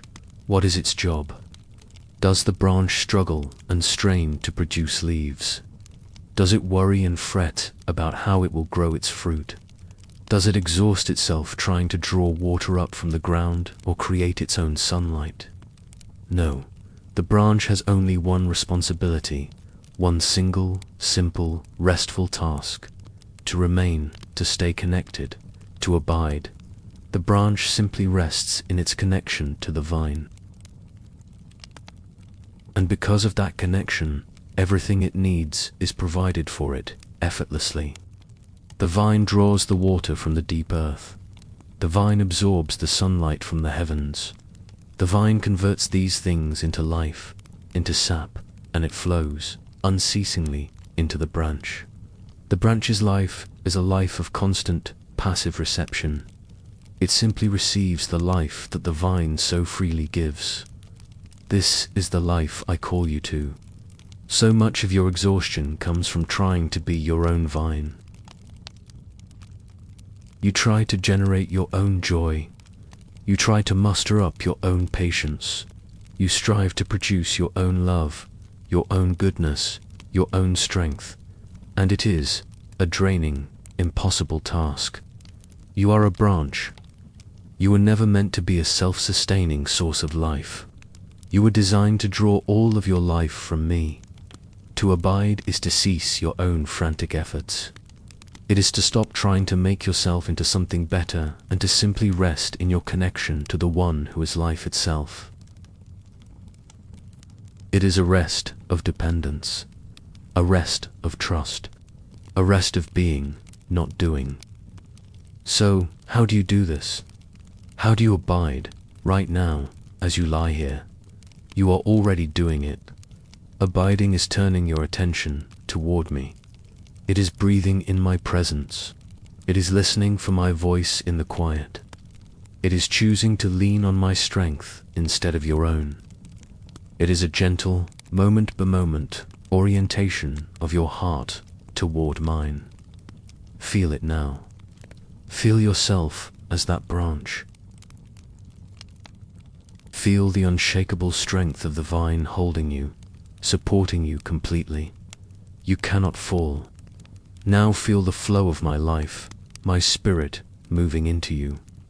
It is not a flood, but a gentle, constant, nourishing current. It flows into the tired places and brings energy. It flows into the anxious places and brings peace. It flows into the wounded places and brings healing. You do not have to do anything to make this happen. You only have to stay. You only have to receive. Let this be your focus as you drift towards sleep. Stop thinking about all the things you have to do tomorrow. The fruit, the love, the joy, the peace, the patience is not your responsibility to produce. Fruit is the natural, inevitable byproduct of a branch that is healthily connected to the vine. Your only responsibility is to abide, to rest in me, to stay connected. If your mind wanders, gently bring it back to this image. The strong vine, the resting branch, the life-giving sap. There is no simpler, more peaceful truth in the universe. You do not have to strive for life. You are connected to life itself. You do not have to work for love. You are part of the very source of love. Just abide. Rest in your connection. Let my life flow into you, restoring you, renewing you as you sleep. There is nothing more you need to do. Just be here with me. Abide. Rest. My child, as we rest here in this deep, abiding quiet, I want to share another name with you. You know me as Lord, as Savior, as Shepherd, as Vine. But there is another name I hold for you, one that speaks to a different kind of exhaustion, the profound weariness that comes from loneliness. I called my disciples, and I call you my friend. Let this word sink into your heart. Friend, so much of your tiredness comes from feeling utterly alone in your struggles. You look around, and it seems as though everyone else has it figured out. You feel like an island, isolated with your fears, your secret sorrows, and your unspoken questions. You carry the burden not only of your own pain, but also of the belief that no one could possibly understand it. This feeling of being alone is a cold, heavy blanket, and it can be the most exhausting burden of all. But I am here to tell you the truth. You have never been alone. Not for 1 second of one day. I have been with you in every moment. But I am not just a silent observer. I am your friend. What does it mean that I am your friend? A true friend is someone you don't have to pretend with. You don't have to put on a brave face. You don't have to have the right answers. You can be messy, confused, and overwhelmed, and they don't run away. In fact, it often makes them draw closer. My child, you can be messy with me. You can bring me your tangled thoughts and your contradictory feelings. I am not scandalized. I am not disappointed. I am your friend, and I welcome your honesty. A true friend is someone who knows you completely and loves you anyway. I know everything about you. I know the thoughts you are ashamed of. I know the secret dreams you have never spoken aloud. I know your greatest strengths and your deepest weaknesses. There is no part of your story that is hidden from me, and my knowledge of you does not diminish my love for you. It is the very foundation of it. I see all of you, the light and the shadow, and I call you my beloved friend. To be fully known and fully loved is the deepest longing of the human soul, and it is a gift I offer you freely tonight. A true friend is someone who sits with you in your silence. They don't always have to offer solutions or advice. Sometimes, the greatest gift they can give is their quiet, steady presence. They are simply there, sharing the same space, breathing the same air, letting you know you are not isolated in your experience. Tonight, I am that friend for you. I am here, sitting with you in the quiet of this glen. I am not demanding anything from you. I am not here to fix you. I am simply here to be with you, to share this moment of stillness, to offer the profound comfort of a shared, silent presence.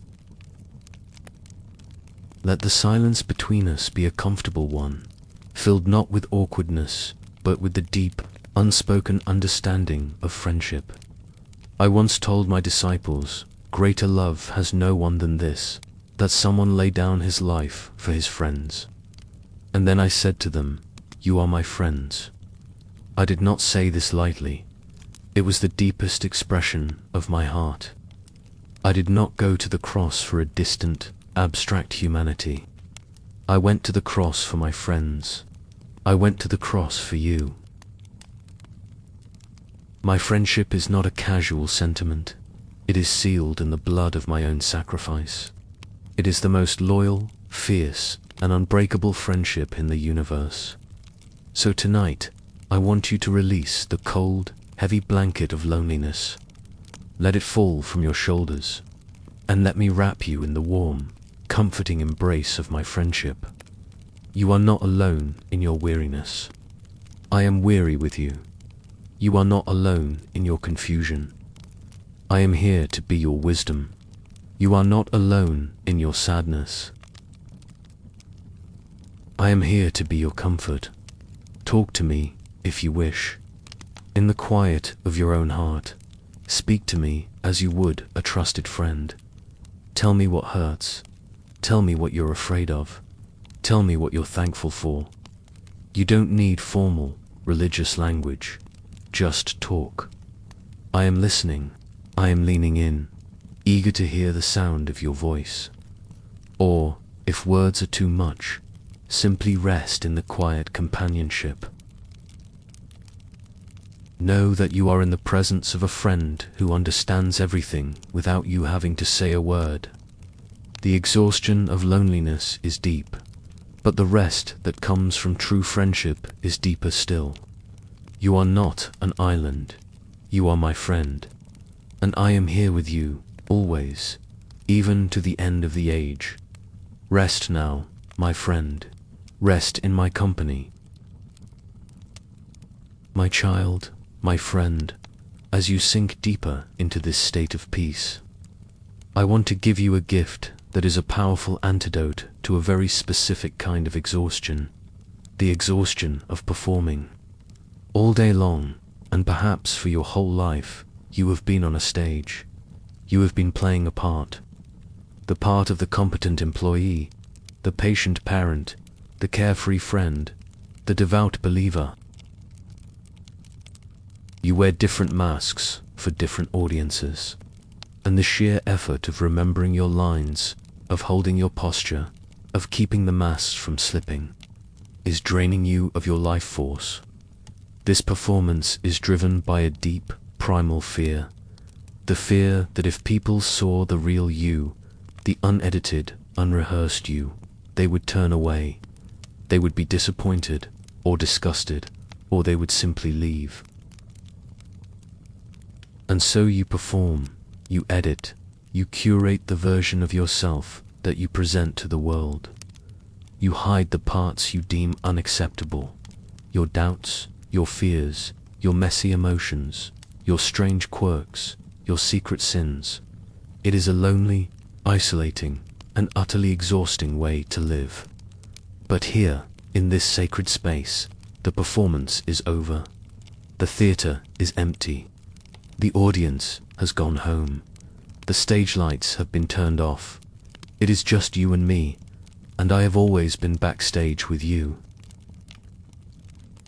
I have seen every costume change. I have heard every nervous breath before you stepped into the light. I have seen the real you all along, and I want you to hear this, down to the marrow of your bones. The person I love is not the character you play on the stage. The person I love is the tired, vulnerable, beautifully imperfect person behind the mask. That is the person I died for. That is the person I call my friend. There is a profound rest that comes only from being fully seen and fully known, and yet still being fully loved. It is perhaps the deepest rest of all. It is the rest of finally being able to be yourself. Think of the story of the woman at the well. She came to draw water in the heat of the day, at a time when no one else would be there. She was an outcast, a woman with a broken and messy past. She had her own performance, her own mask of defensiveness and shame. And I met her there. I saw her. I gently exposed the truth of her life, not to shame her, but to show her that I already knew. I told her, "Go, call your husband and come here." And her response was a partial truth, a performance. "I have no husband." And I looked at her with love, not judgment, and said, "You are right in saying, I have no husband. For you have had 5 husbands, and the one you now have is not your husband." In that moment, the mask was gone. She was completely seen. Her messy, complicated, painful story was laid bare. And in the face of being fully known, did she find condemnation? No. She found living water. She found a Messiah. She found someone who saw all of her brokenness and offered her wholeness. Her reaction was not to run and hide, but to run and tell everyone, "Come, see a man who told me all that I ever did." The shame was broken by the miracle of being known and loved. That is what I am offering you tonight. You do not have to hide from me. There is no secret you possess that I do not already know. There is no darkness in you that can extinguish my light. There is no part of your story that can make me turn away from you. So I invite you now to do a brave thing. In the safety of your own heart, I want you to gently lay down the masks, one by one. The mask of having it all together. The mask of being happy all the time. The mask of spiritual perfection. The mask of unshakable strength. Let them fall to the ground. And just be here with me in your unedited reality, with your doubts, with your fears, with your weariness, with your raw, unfiltered, beautiful soul. Feel the relief of it, the release of tension in your jaw, your shoulders, your stomach. This is the rest of letting go of pretense. This is the peace that comes from authenticity. You do not have to work for my love. You do not have to earn my acceptance. You are already seen. You are already known. And you are already and will always be completely and perfectly loved. There is nothing left to hide. There is no one left to impress. You can just be. Rest in that knowing. Rest in the safety of being fully seen. It is the most freeing rest there is. Sleep now, not as an actor resting between scenes, but as a beloved child, at home and at peace in your Father's house. My beloved child, as you lie here, unburdened and unmasked, resting in the truth that you are fully known and fully loved, I want to give you a specific gift for the journey ahead. It is the gift of my peace. Now, the world talks a lot about peace. For the world, peace is a fragile thing. It is the absence of conflict. It is a quiet house after the children are in bed. It is a moment of calm between storms. It is a temporary ceasefire. And because it is so dependent on external circumstances, it is fleeting and unreliable. The moment the phone rings with bad news, the moment the argument starts, the moment the quiet is broken, that peace is shattered. This is not the peace I have for you. On the night before I went to the cross, a night filled with sorrow and impending chaos, I gathered my closest friends, my disciples, in an upper room. Their hearts were filled with anxiety and confusion. They knew something terrible was about to happen, and in that moment of turmoil, I made them a promise. I said, "Peace I leave with you. My peace I give to you. Not as the world gives do I give to you. Let not your hearts be troubled, neither let them be afraid." Let us unpack this promise together, for it is for you as much as it was for them. My peace I give to you. Notice, once again, this is a gift. It is not something you manufacture through positive thinking or deep breathing exercises, though those things can be helpful. This peace is a supernatural endowment. It is a piece of the very tranquility of heaven, placed directly into your heart by me. It is not something you achieve, it is something you receive, and you receive it simply by turning your heart toward me, the Prince of Peace. And then I make a crucial distinction. Not as the world gives do I give to you. I was making it clear that my peace is of a completely different kind and from a completely different source. The world's peace is circumstantial. It depends on things going well. My peace is covenantal. It depends only on my presence. It is an inner stillness that can coexist with outer chaos. It is the eye of the hurricane. It is the calm, deep waters of the ocean, undisturbed by the raging storm on the surface. This is the peace that allowed my Apostle Paul to sing hymns of praise in the darkness of a prison cell. This is the peace that allowed Stephen to see heaven open while stones were being hurled at him. This is the peace that allowed me to sleep in the back of a boat during a life-threatening storm. It is a peace that is not fragile, it is resilient. It is not dependent on your feelings or your circumstances. It is dependent only on me, and I am the same yesterday, today, and forever. So how do you access this peace tonight? You begin by letting go of the world's definition of peace. Let go of the need for all your problems to be solved before you can feel calm. Let go of the idea that your life must be perfectly ordered for your heart to be still. Surrender the illusion that you can create this kind of peace on your own. And then simply ask. In the quiet of your heart, you can whisper, "Jesus, I need your peace." Not the world's peace, but yours. The peace that passes all understanding. I open my heart to receive it now. As you do this, I want you to imagine my peace as a substance. Picture it as a gentle, warm, honey-like liquid, a golden, glowing light, and see it beginning to flow from my heart directly into yours. Feel it entering your chest, a gentle warmth that spreads slowly, steadily, through your entire being. Feel it flowing down into your stomach, unknotting the tensions of anxiety. Feel it flowing through your shoulders, melting away the stored-up stress. Feel it flowing down your arms and into your hands, relaxing your grip on the things you have been trying to control.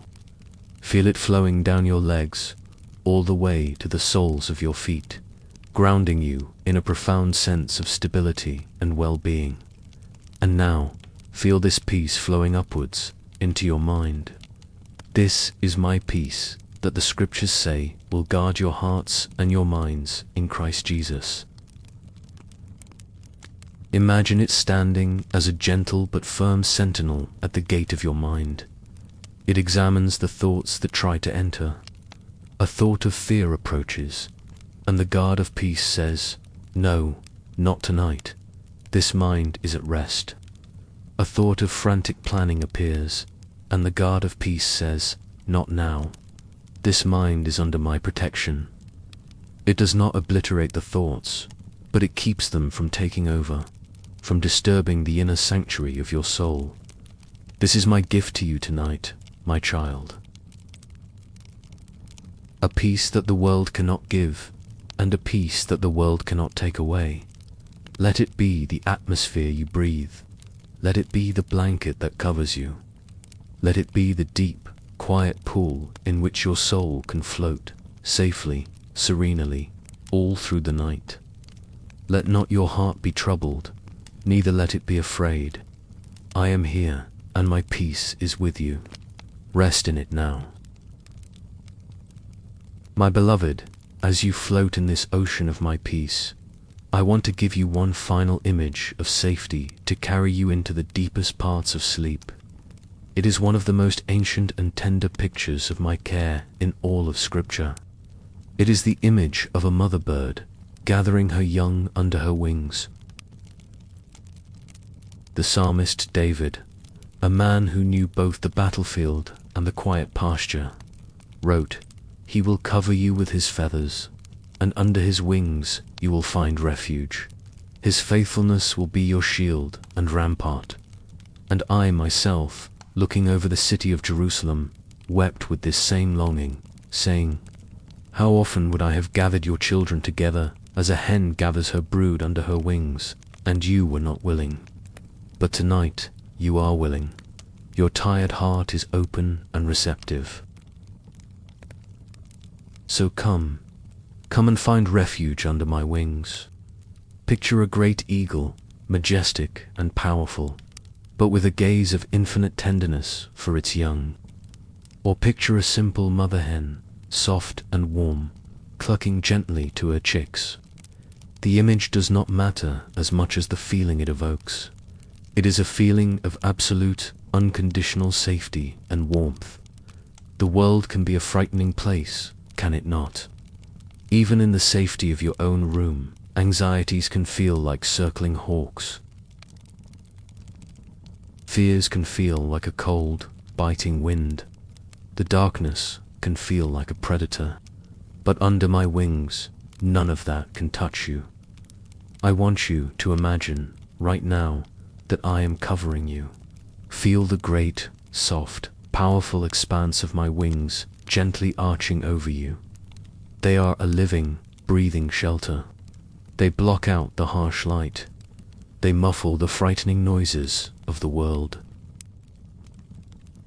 They create a small, sacred, personal space that is filled with only my warmth and my scent, which is the scent of love. Feel the soft down of the feathers brushing against your skin. It is the touch of my gentleness. There is no condemnation here, no judgment, only the softest, most tender comfort. Feel the strength of the great pinion feathers, the ones made for flight. They are your shield. They are made of my faithfulness. No harm can penetrate them. No fear can pierce them. My faithfulness to you is more real and more solid than any threat you can imagine. You are completely, utterly protected. Under my wings, you are hidden. You are hidden from the accusing voices that would tell you you are not enough. You are hidden from the demanding voices that would tell you to strive and to hurry. You are hidden from the fearful voices that would torment you with what-ifs. Here, in this secret place, their voices cannot reach you. The only sound you can hear is the gentle, steady rhythm of my own heartbeat, a deep and calming drumbeat that says, "You are safe, you are loved, you are mine, under my wings, you are warm." The chill of loneliness cannot find you here. The cold dread of anxiety cannot survive in this warmth. It is the warmth of my very life, my very presence, enveloping you like the most perfect embrace. Let this warmth seep into your bones, chasing out the last remnants of fear, making your whole body feel heavy, safe, and deeply relaxed. And under my wings, you can finally, completely let down your guard. You do not need to be vigilant. You do not need to watch your back. I am your watchman. I am your guard. I am awake so that you can sleep. My eyes are scanning the horizon for you. My strength is your defense. You have no other job than to nestle in, get comfortable, and trust in the shelter that I provide. This is my promise to you tonight. You will not face the darkness of the night alone. You are covered. You are sheltered. You are held in the safest place in the universe. So let your body grow heavy. Let your mind grow quiet. Feel yourself snuggling into this place of perfect refuge. Nuzzle into the warmth. Listen to my heartbeat. You are my cherished little one, and I am gathering you close. Nothing can harm you here. Nothing can disturb you. You are under my wings. Now sleep, my beloved. Sleep in perfect peace. My precious child, as you rest here, safely sheltered under my wings, feeling the warmth of my presence, I want to whisper a promise to you from the heart of my prophet Zephaniah. It is a promise so tender, so intimate, that I want you to receive it as if it were a personal letter written just for you, for this very night. The prophet said, "The Lord your God is in your midst, a mighty one who will save. He will rejoice over you with gladness. He will quiet you by his love. He will exult over you with loud singing." Let's not rush past these words. Let us rest in each phrase and let its truth saturate your weary soul. First, the Lord your God is in your midst, right where you are, in your room, in your bed, in your heart. I am not a distant deity, far off in the heavens, observing you from afar. I am in your midst. I am closer to you than the air you are breathing. My presence is the very atmosphere of this moment. You do not need to shout for me to hear you. You do not need to journey to a special place to find me. I am already here. Feel the reality of that. The God of the universe, the creator of the stars you see in your mind's eye, has made his home in your midst. He is with you, a mighty one who will save. Yes, I am your tender friend, your gentle shepherd. But never forget that I am also mighty. Mighty to save you from any fear that assails you in the night. Mighty to save you from the condemning voices of your past. Mighty to save you from the anxieties of your future. Mighty to break any chain of darkness that would try to bind you. Your weariness does not mean you are helpless, because you are connected to me. Your weakness is joined to my infinite might. As you rest, my power is standing guard over you. You are safe because the Mighty One is with you. He will rejoice over you with gladness. This is so beautiful, my child. I want you to truly hear it. When I look at you, resting here, having brought your weariness and your burdens to me, my heart is not filled with frustration or disappointment. It is filled with joy, a deep, resounding gladness. It brings me joy to be with you. It brings me joy to comfort you. It brings me joy when you trust me enough to rest in my care. You are not a burden to me. You are a delight. My heart rejoices over you. Imagine a father gazing at his sleeping child, his heart swelling with a love so profound it feels like joy. That is how I am gazing at you right now. And now, this most tender phrase for tonight. He will quiet you by his love. Think about this. What is it that is making you unquiet? It is fear, it is shame, it is striving, it is worry. And what is the antidote to all of these things? It is my love. My love is the force that silences the noise. My love is the gentle hand placed over the mouth of your anxiety. My love is the calming presence that says, be still, all is well. I am not quieting you with a command. I am not silencing you with a show of force. I am quieting you by my love. It is an active verb. My love is doing something in you right now. It is a spiritual lullaby. It is a gentle, steady, humming sound that resonates deep within your soul. A sound so beautiful and so pure that all the other jarring, anxious noises must fall silent in its presence. Allow my love to do this work in you now. You don't have to fight your thoughts. You don't have to wrestle your fears into submission. You only have to open your heart to my love and let it do what it does best. Imagine my love as a soft, warm light, filling the room, filling your mind, filling your heart. And this light is absorbing all the sound, all the chaos, all the inner turmoil. It is creating a holy, profound silence. A silence not of emptiness, but of fullness. The fullness of being perfectly loved. This is how I quiet you. And finally, as you drift in that beautiful quiet, hear this. He will exult over you with loud singing. While you are being quieted, I am not silent. My heart is so full of joy, of love for you, that it erupts in song.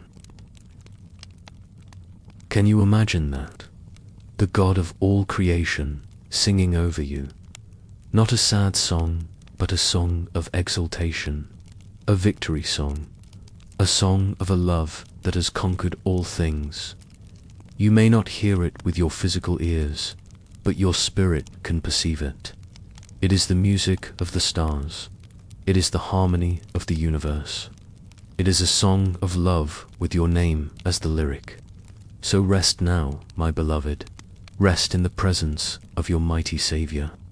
Rest in the joy I feel when I am with you. Let my love be the gentle force that quiets every anxious corner of your soul.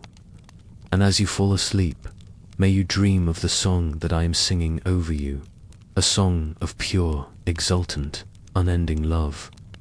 My precious child, as you lie here, quieted by my love and sheltered under my wings, I want to pull back the veil between the seen and the unseen world for just a moment. I want you to know that you are not alone in this room. Far from it. This space, which feels so empty and still to your physical senses, is, in reality, bustling with a holy and protective presence. For I have commanded my angels concerning you to guard you in all your ways. Do not think of this as a fairy tale or a sentimental myth. This is a profound spiritual reality. The universe is teeming with my ministering spirits, beings of light and power whose great joy and singular purpose is to serve my will and to care for those who will inherit salvation. And that, my beloved, is you. When the prophet Elisha and his servant were surrounded by an enemy army, the servant was terrified. All he could see with his physical eyes was the threat, the overwhelming odds. He cried out, "Alas, my master, what shall we do?" And Elisha, with the calm that comes from spiritual sight, said, "Do not be afraid, for those who are with us are more than those who are with them." And then he prayed a simple prayer. "O Lord, please open his eyes that he may see." And I opened the young man's eyes, and he looked, and behold, the mountain was full of horses and chariots of fire all around them. Tonight, I pray that same prayer for you. Lord, open the eyes of my child's heart that they may see. I want you to see, with your inner eye, that your room is not empty. It is filled with a heavenly host.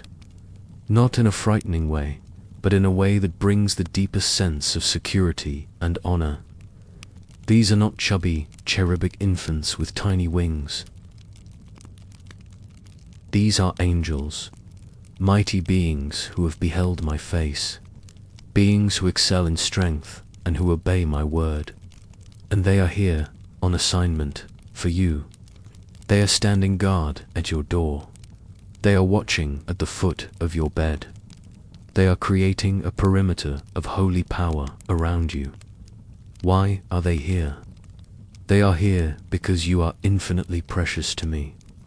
Just as a king would send his most elite guards to protect his own child, so my Father sends his angels to watch over you.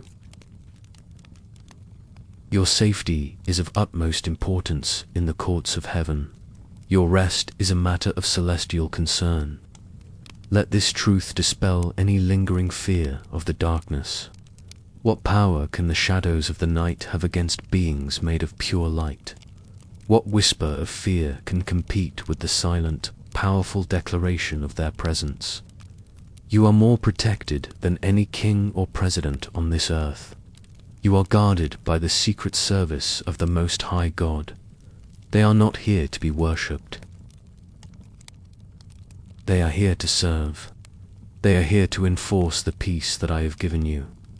They are here to push back any force of darkness that would seek to disturb your sleep. They are here to ensure that this night is a holy sanctuary for your soul's restoration. Feel the atmosphere in your room begin to change as you become aware of their presence. Feel the sense of profound security. Feel the honor of being so lovingly attended to. You can relax completely. You can let go of the last shred of vigilance. The watch has been set. The guards are at their posts. They will not slumber or sleep. They are silent, but their presence speaks volumes. It says, "This child is a child of the King." It says, "This ground is holy ground." It says, "All is well. Peace, be still." So, as you continue to drift deeper and deeper into rest, know that a great and loving company surrounds you. You are breathing heavenly air. You are resting in a fortress of light. The horses and chariots of fire are on the mountainside all around you. No harm can befall you. No evil can come near your dwelling. For you are a child of the King, and his angels are watching over you. Sleep now. Sleep the deep and fearless sleep of the truly protected. My beloved, you are so safe now. You are sheltered, quieted, and protected by a heavenly guard. The burdens have been laid down, the fears have been released. Now, there is only one thing left to do. It is time to let go completely. It is time to stop floating and to start sinking. Sinking into the deep, soft, boundless ocean of my grace. For much of your life, even in your attempts to rest, you have been treading water. You have been trying to keep your head up, trying to stay in control, kicking your feet with the last of your strength to keep from going under. This striving, this constant low-level effort, is exhausting. You fear that if you stop, you will drown in the sea of your troubles. But the sea I am inviting you into is not a sea of trouble. It is a sea of grace. And in this ocean, you do not drown by letting go. You are held. I want you to picture it now. We are no longer in the glen or by the stream. We are standing at the edge of a vast, calm, twilight sea. The water stretches out to the horizon, a perfect, unbroken sheet of liquid amethyst and gold. The air is warm and still. There are no waves. There is no threat. This is the ocean of my infinite mercy, my unconditional love, my unmerited favor. This is grace. You have been afraid to let go, but I am here with you. I will not let you go. Gently, I want you to walk with me into the water. Feel the cool, silken liquid as it swirls around your ankles, then your knees, then your waist. It is not cold or shocking. It is refreshing, welcoming. It feels like coming home. Now, I want you to do something that requires great trust. I want you to turn onto your back and simply let go. Let your feet float up from the bottom. Let your body be supported by the water. I am right here beside you. You will not sink. The very nature of this water, its density of love, makes you buoyant. You can just lie here, floating effortlessly, your head cradled by the water, your limbs light and free. The starry sky is a canopy above you. The water is a perfect support beneath you. For a while, just float. This is the rest of abandoning your own efforts. This is the peace of being completely supported. You are not holding yourself up. My grace is holding you. You do not have to do anything but be beheld, be supported, be at peace. But now we are going to go even deeper. Floating is wonderful, but the true rest is in sinking. I want you to gently, slowly, begin to release the air from your lungs. And as you do, allow yourself to sink beneath the surface of the water. Do not be afraid. You can breathe here. This is a supernatural sea. Here, my grace is the very air you breathe. As you sink down, down, down into the warm, quiet depths, a profound sense of peace envelops you. All the noise of the surface world fades away. It is utterly silent here. It is a weighted silence, a pressure that is not crushing but comforting, like the weight of a heavy, beloved blanket. It is the pressure of my presence all around you. Down here, the light is different. It is a soft, diffused, golden glow emanating from the water itself. There are no sharp shadows, no harsh glares. Everything is soft, gentle, and serene. As you sink deeper, you feel your body becoming heavier and heavier, but it is a pleasant heaviness. It is the heaviness of total relaxation, of every muscle fiber finally letting go of its last remnant of tension. This is what it means to be immersed in my grace. It is to be surrounded on all sides, above and below, by my love. There is nothing to fight, nothing to strive against, nothing to do. Your only action is a continuous, gentle, passive surrender, a sinking. Let go of the last need to control your thoughts. Let them drift by like slow, silent fish in the deep. Let go of the need to control your body. Let it be heavy, limp, and completely at rest. You are sinking deeper and deeper into a state of profound peace, a trance of divine love. This ocean of grace is your true home. It is the reality that underlies everything. You are always this surrounded by my love, always this supported by my mercy. You just forget, you struggle, and you tread water on the surface. But tonight, you are remembering, you are returning, you are letting go and allowing yourself to sink into the truth of who I am and what I have for you. There is a point in this descent where you lose track of up and down, of time and space. There is only the feeling of being held, of being one with the warm, living water of my love.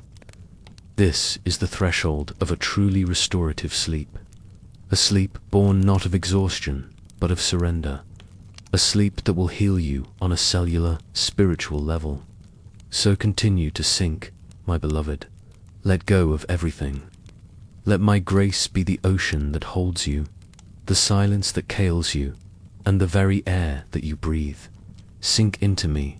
Sink into rest. Sink into peace.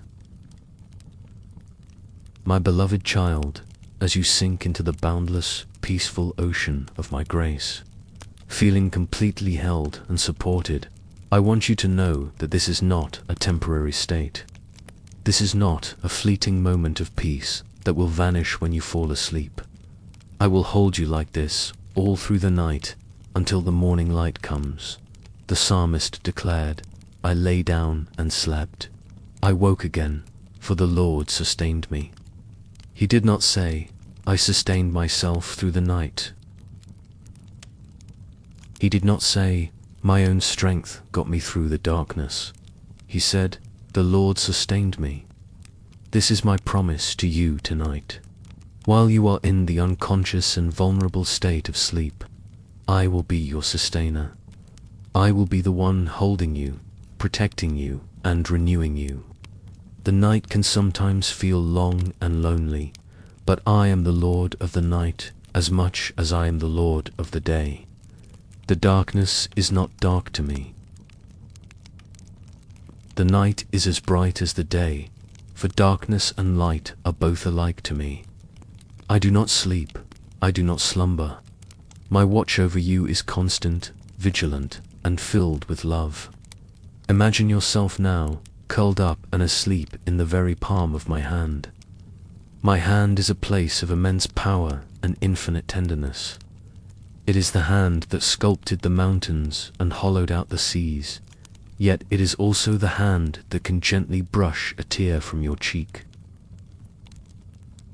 As you rest in my palm, my fingers are curled around you, forming an unbreakable fortress. No fear can get in. No nightmare can disturb you. No enemy can reach you. You are completely and securely held.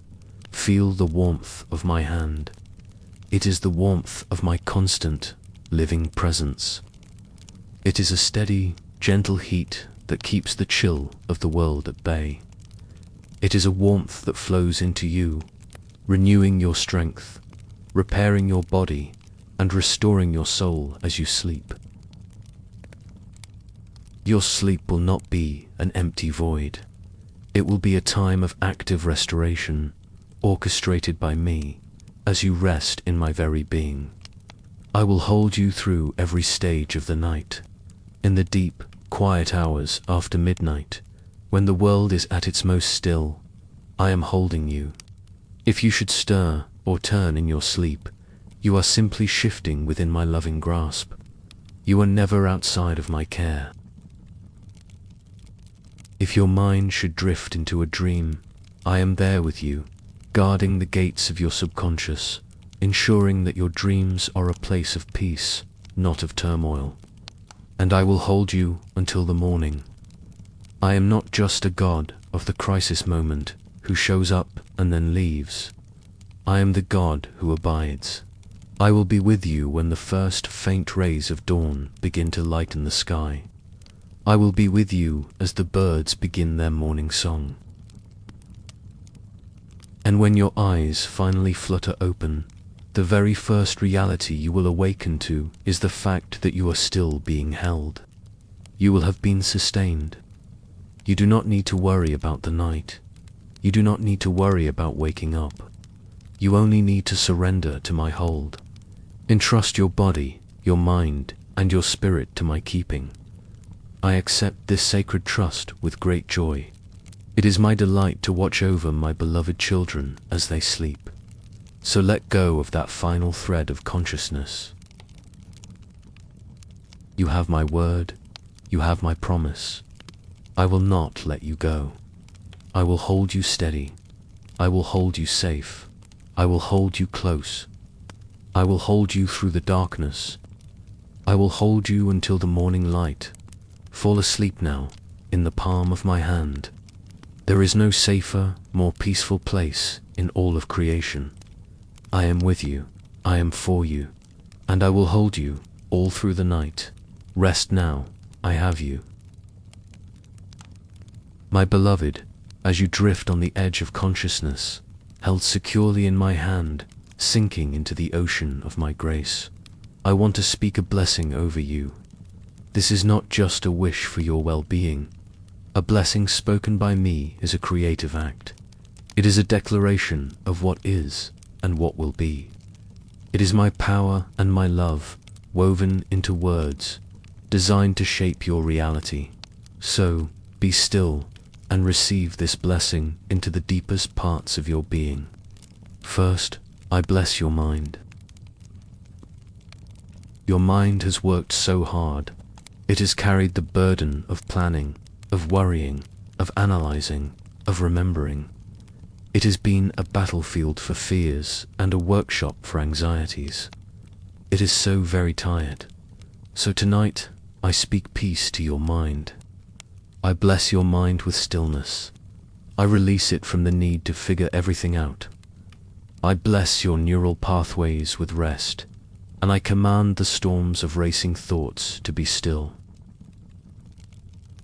I bless you with thoughts that are pure, lovely, and true, even in your dreams. May my mind, the mind of Christ, be your guard and your guide through the night. I bless your mind with clarity, so that you may awaken not with a fog of worry, but with a simple, quiet focus on my presence. Receive the blessing of a quiet mind. Next, I bless your body. Your body is the precious temple of my spirit, and it too is weary. It has carried you through the long day. It has held the physical tension of your stress in its muscles, in its shoulders, in its jaw. It has endured so much. So tonight, I speak healing and restoration to your body. I bless every cell, every tissue, every organ. I command them to rest, to repair, and to renew according to the perfect design I created. I bless your heart, that it may beat with a slow, steady, peaceful rhythm all through the night. I bless your lungs, that they may draw in the breath of life deeply and effortlessly. I bless your muscles, releasing every knot of tension, every stored memory of stress, letting them become soft, heavy, and limp. I bless you with a sleep so deep that it reaches back and pays the debts of old exhaustion. I bless your body with profound, restorative, and uninterrupted rest. Receive the blessing of a peaceful body. And now, I bless your heart, the seat of your emotions, the core of your soul. Your heart has been so brave. It has carried the weight of its own sorrows and the sorrows of others. It has been bruised by disappointment and stretched by love. It has felt fear and loneliness and grief. It is tired from the work of feeling so much. So tonight, I speak comfort to your heart. I bless your heart with my perfect love, which casts out all fear. I bless it with a supernatural sense of safety and belonging. I fill up the empty, aching places with the liquid gold of my presence. I place a holy seal of protection around it, so that no lie from the enemy, no arrow of despair, can pierce it in the night. I bless your heart with the deep, unshakable assurance that you are my beloved, and that nothing, absolutely nothing, can ever separate you from my love. May your heart rest secure in that unbreakable promise. Receive the blessing of a comforted heart. Finally, I bless your spirit, the innermost part of you, the part that communes with me. Your spirit has longed for me, even when your mind was distracted and your body was busy. It has been the compass within you, always pointing toward home, toward me. So tonight, I bless your spirit with deep communion. Even as your conscious mind sleeps, may your spirit be awake and alive to my presence. May it drink deeply from the living waters. May it rest in the secret place of the Most High. May it be refreshed, renewed, and strengthened by our unbroken fellowship. I bless your spirit with a profound sense of my nearness, a connection that sustains you even in your unconsciousness. May you awaken with your spirit feeling not depleted, but overflowing with the life and peace that come only from me. Receive the blessing of a connected spirit, mind, body, heart, and spirit. I bless you as a whole and complete person, my beautifully and wonderfully made child. Let this blessing be the final gateway you pass through as you enter the land of deep sleep. It is my declaration of love and care over you. It is my promise of restoration. It is my active power at work in you even now. You are blessed. You are covered. You are safe. Go now into the peace I have spoken for you. And so we have come to the end of our time together for tonight. We have walked through the quiet glen, laid down the burdens, quieted the mind, and soothed the heart. You have stepped into the truth of my friendship, into the freedom of being fully known, into the unshakable nature of my peace. You are sheltered under my wings, watched by my angels, held in the ocean of my grace, and sealed with my blessing. There is nothing left to do, there is nothing left to say. All that remains is the final, sweet surrender. It is time to sleep. The world treats sleep as a necessary inconvenience, a pause in productivity. But I designed sleep as a sacred gift. It is a daily trustfall. It is a nightly rehearsal of the ultimate faither, faith that lets go of all control and trusts that I will hold all things together. It is an act of worship. Your surrender to sleep tonight is a beautiful expression of your faith in me. Do not be afraid of this letting go. Do not fight the gentle, heavy pull of sleep as it beckons you now. It is my voice calling you into the final chamber of rest I have prepared for you. It is a safe room. It is a quiet room. It is a room filled with my love. Think of yourself as a small child at the end of a long day of playing. You have run, you have laughed, you have cried, and now your eyelids are heavy. Your loving father comes to you, lifts you into his strong arms, carries you to your bed, and tucks you in. He sings a soft lullaby, a song you do not even have to understand to feel its comfort. He places a gentle kiss on your forehead. He whispers, "Sleep now, my beloved. I am here." That is what I am doing for you right now. I am tucking you in. I am smoothing the blankets of my peace around you. I am whispering the final words of comfort over you. Sleep now, my beloved. Sleep from your striving. The work is done. You are enough. Sleep from your worrying. The future is safe in my hands. Sleep from your regretting. The past is covered by my grace. Sleep from your performing. You are fully known and perfectly loved. Sleep from your loneliness. I am your constant friend. Let the last conscious thought in your mind be my name. Let the last feeling in your heart be my love. Let the last sensation in your body be the feeling of being completely and securely held. The journey into sleep is a journey into me. It is a journey into stillness, into silence, into peace. So let go of the shore of wakefulness.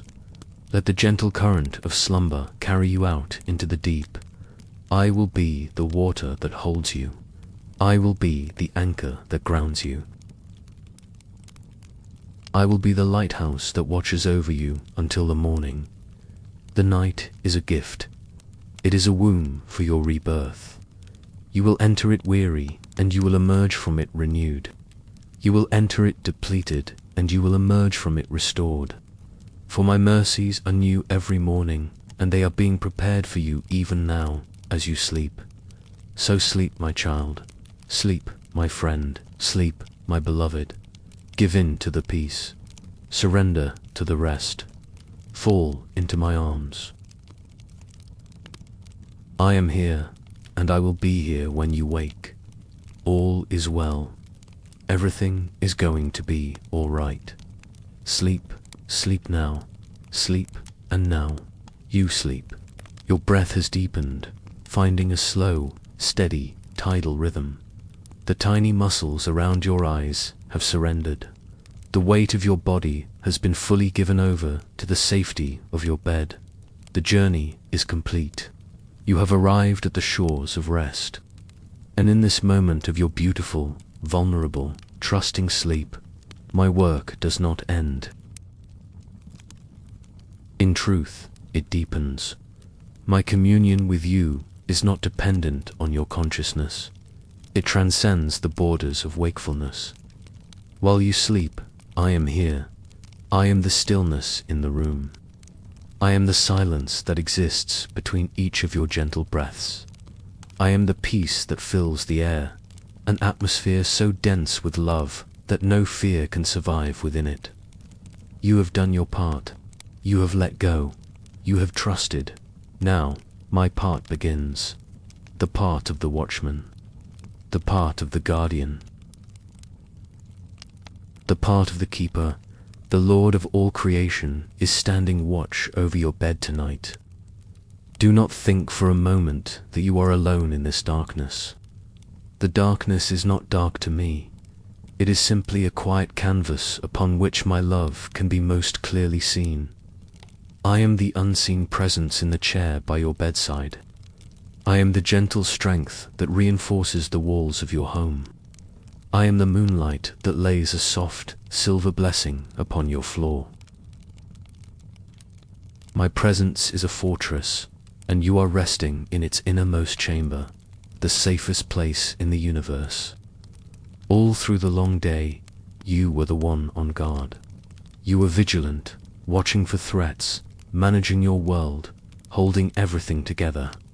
But now your watch is over, and mine has begun. My eyes do not grow heavy. My attention does not waver. I watch over you with a love that is fierce and a tenderness that is infinite. I listen to the sound of your peaceful breathing, and it is a symphony to my heart. It is the sound of a child who finally feels safe enough to let go, and it brings me an immeasurable joy to be the source of that safety. While you sleep, I am guarding the gateways of your mind. Should a stray anxiety from the day attempt to seep into your dreams, I am there to turn it away. Should a shadow of an old fear try to whisper its lies, I am there to silence it with my truth. I am the protector of your peace, the defender of your rest. You have entrusted your subconscious to me, and I hold that trust as the sacred, precious thing that it is. Your mind is resting in my mind, and my mind is filled with perfect peace. While you sleep, I am standing between you and the world. The worries that wait for you, the demands that will call for you in the morning, they cannot touch you now. I have drawn a boundary of holy rest around you, a Sabbath for your soul, and nothing that is not of me is permitted to cross it. The world and all its noise must wait outside. Here, inside this circle of my presence, there is only stillness. There is only peace. There is only the gentle, life-giving work of restoration. So sleep, my beloved, and know that you are not adrift in an empty, dark ocean of unconsciousness. You are anchored in me. You are resting not just in your bed, but in the very heart of your God. My presence is the ground beneath you, the air around you, the blanket that covers you. Every moment of this night, every second that ticks by, you are seen, you are known, you are protected, you are cherished. The world might call this a vulnerable state, but in my kingdom, it is the state of greatest security. For in your sleep, you are not relying on your own strength, but entirely on mine. You are not depending on your own awareness, but completely on my vigilance. It is a perfect picture of grace. So sink deeper, let go further. There is no bottom to this ocean of peace, for I am bottomless. There is no end to the safety that surrounds you. I am here. I will be here when you stir in the middle of the night. I will be here as the hours move silently toward the dawn. I will be here. Sleep, my child. Sleep and be held. For while you sleep, I am here. Sleep, my precious child. Sink into the deep. For this sacred time of rest is not an empty pause. It is not simply a cessation of activity. It is my workshop. It is the quiet, holy space where I perform the unseen work of restoration upon your soul. While your conscious mind is at peace, I have been given access to the deeper rooms of your being, and with the most tender care, I am setting things right. With the gentlest touch, I am making you whole. First, I am at work within your mind. The day has left a fine layer of dust upon everything.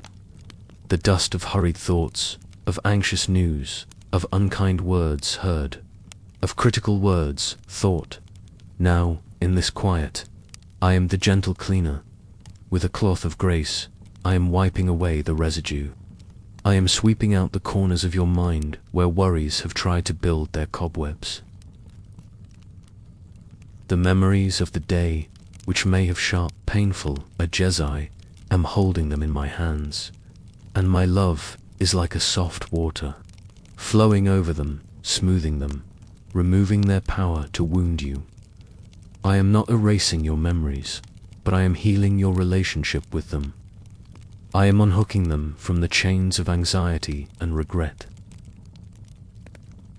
I am reorganizing the library of your mind, putting frantic thoughts back on their shelves, and placing the book of my promises on your bedside table, ready for the morning. This is the unseen work of renewing your mind. Then I come to your heart. Your heart has worked so hard. It has beat with fear. It has ached with compassion.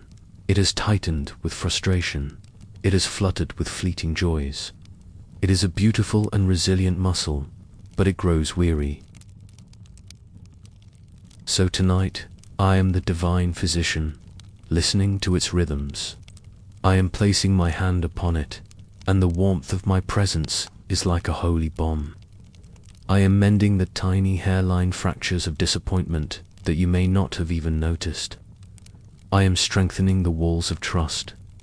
I am cleansing the chambers of any lingering bitterness or resentment, flushing them out with the clean, flowing river of my forgiveness. I am refilling your heart's deep well, not with the murky water of circumstantial happiness, but with the living water of my abiding joy, a joy that can coexist with sorrow, a joy that depends only on me. This is the unseen work of mending your heart, and your spirit, the very essence of you, the part that communes with me. Throughout the day, it can grow faint, like a lamp that is running low on oil. The demands of the world can dim its flame. So in the stillness of your sleep, I am the tender keeper of the lamp. I am pouring the golden oil of my own spirit back into yours, replenishing your supply. I am trimming the wick, removing the charred bits of doubt and spiritual exhaustion. I am polishing the glass so that when you awake, your inner light will shine more brightly, more clearly. Your spirit is breathing me in, being nourished and strengthened, returning to its true source. You are being reconnected, recalibrated, and realigned with my heart. This is the unseen work of reviving your spirit. Even your physical body is a subject of my care, as it performs its own miraculous, nightly work of cellular repair. My presence amplifies that healing. I speak life into your sleeping form. I speak peace to your nervous system. I speak strength into your bones and rest into your muscles. I bless the very blood that flows through your veins, commanding it to carry life and health to every part of you. You are fearfully and wonderfully made, and while you sleep, the Maker is tending to his creation. This is the unseen work of restoring your body. Do you see, my child? Your rest is not empty. It is filled with my loving, creative, restorative activity. You do not need to understand it. You do not need to direct it. You only need to receive it. You have given me the gift of your trust, and I am giving you the gift of my renewal. You will awaken different than when you fell asleep. You will be more whole, more rested, more ready, more filled with me. So sink into this process. Trust this unseen work. It is the deepest expression of my grace. It is my love in action, in the quietest, most hidden places of your being. I am working all things together for your good, even and especially while you sleep. Rest now. The restoration is underway. And now, my sleeping child, as you drift in the deep, silent waters of my peace, I invite your awareness to settle on the one rhythm that proves you are here, that you are alive, that you are mine. Listen, not with your ears, but with your soul. Feel the gentle, steady, persistent pulse of your own heart. Thump, thump, thump, thump. It is the quiet drumbeat of your life, a rhythm I myself set in motion in your mother's womb. It is a sound I have known longer than you have. It is the first song of you that I ever heard. Tonight, I want you to feel this rhythm differently. It is not just the frantic pump of a body enduring stress. It is not the racing drum of anxiety. Here, in this holy quiet, as you rest so deeply, your heartbeat has slowed. It has found a new cadence, a cadence of peace, a cadence of trust. It is the sound of a life that has finally surrendered its struggle. And this rhythm, this beautiful, steady song of your heart, it is not beating in a void. It is beating within the palm of my hand. Picture this, my beloved. See my hand, the hand of your Creator and your friend. It is a large hand, vast enough to hold all of your dreams and all of your sorrows. It is a strong hand, its lines etched with the memory of forming mountains and carving rivers. There are calluses on this hand, from my years as a carpenter in Nazareth, from shaping wood, from the beautiful, humble labor of a human life. And in the center of the palm, there is a scar, a puckered, pale mark of impossible love, the place where a nail once held me fast for you. This hand is not a theoretical concept, it is a reality. It is a hand of power, of history, of sacrifice. And it is this hand that is holding you now. You are resting within its gentle, curved cradle. Feel the perfect way it conforms to your shape. There is no pressure, no squeezing, only perfect, form-fitting support. Feel the warmth emanating from my palm, a steady, living heat that is the very essence of my life. It seeps into your back, up your spine, into every limb, a divine warmth that is chasing away the last vestiges of any chill, any loneliness. You are not just near me, you are in physical contact with me. Your entire being is resting against the scar of my love. You are being held by my redemption, and now, feel your heart beat again, thump thump, thump thump. But this time, feel it reverberating against my palm. I feel every beat. Each pulse is a message sent directly to me, a confirmation of your presence, a rhythm I cherish. I am not just watching over you from a distance. I am intimately connected to the very mechanics of your life. I feel the steady flow of blood my Father designed to carry life to every part of you. I am in communion with the very miracle of your existence. And as you feel your heart beat against my palm, I want you to feel something else. A deeper, slower, more profound rhythm. It is the rhythm of my own being, the steady, eternal, unshakable pulse of the I Am. And your heart, by resting so close to mine, is learning a new song. It is finding its true rhythm by aligning with me. This is what it means to find rest for your soul. It is your frantic, hurried heart finally finding its true time signature in the great, unhurried symphony of my grace. Let go of any need to control this. Your body knows what to do. Your heart knows its master. It is a process of entrainment, of a smaller rhythm finding its peace in the presence of a greater one. Your heart, which is beaten with fear, now beats with faith. Your heart, which has beaten with loneliness, now beats in perfect company. Your heart, which has beaten with the exhaustion of striving, now beats with the simple, effortless pulse of abiding. Each beat of your heart, while you sleep, is a word. It is a declaration. It says, I am held, I am safe, I am loved, I am at peace. It is a prayer without words, a constant stream of trust flowing from you to me, even in your unconsciousness, and I hear every single beat, and my own heart rejoices over you with gladness. So sink deeper into this feeling. The feeling of your own life's rhythm, secure and steady, cradled in the scarred hand of your Savior. There is no safer place. There is no more intimate connection. The very beat that sustains your life is a point of contact with me. Let this truth be the foundation upon which your deepest sleep is built. I am holding your heart. I am sustaining your life. Your pulse is a song I am listening to all night long. Sleep now, my child. Your heartbeat is safe in my hand.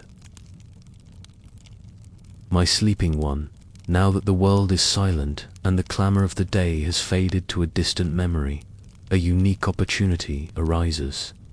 The voices that so often define you, the voice of your job title, the voice of your failures, the voice of other people's expectations, the voice of your own inner critic, they have all gone quiet. Their power has dissolved in the deep ocean of your rest. And into this sacred, receptive silence, I now lean in close to whisper the truth of who you are. I whisper your true name. You have many names in the world, but you have only one identity in me, and it is composed of the names I have given you. Names sealed by my own blood and declared by the Father's love. As you sleep, I want to speak these names over you, letting them bypass your conscious mind and sink directly into the fertile soil of your spirit, to take root and blossom into unshakable truth. The first name I whisper over your sleeping soul is Beloved. Before all other names, you are this, Beloved, not because of what you have done, not because you are perfect, but because you are mine. My love for you is not a reaction to your goodness. It is the very reason you exist. It is the first thought the Father had of you. It is the creative force that knit you together. While the world's love is conditional and must be earned and maintained, my love is a fixed reality, the ground of your being. As you breathe in and out, you are breathing in the atmosphere of my love. I do not just love you, you are my beloved. Let this name settle over you like the warmest, softest blanket, a truth more real than your own name. Sleep now, my beloved. Next, I lean closer and I whisper, Forgiven. This name is spoken with the utmost tenderness, for I know the weight of the name you often give yourself, guilty, or failure, or ashamed. You carry the ghosts of your past, the memories of your mistakes, like heavy stones. But on the cross, I took all of those stones, every single one, from every moment of your life past, present, and future, and I crushed them to dust. I cast them into the sea of my forgetfulness, as far as the east is from the west. When the Father looks at you, he does not see your sin. He sees the perfect, cleansing, scarlet reality of my sacrifice. The accuser may try to whisper your old name of guilty to you, but his voice is a lie. I have spoken the final, legal, eternal word. Your name is forgiven. All is clean. All is new. The slate is wiped, not just for now, but forever.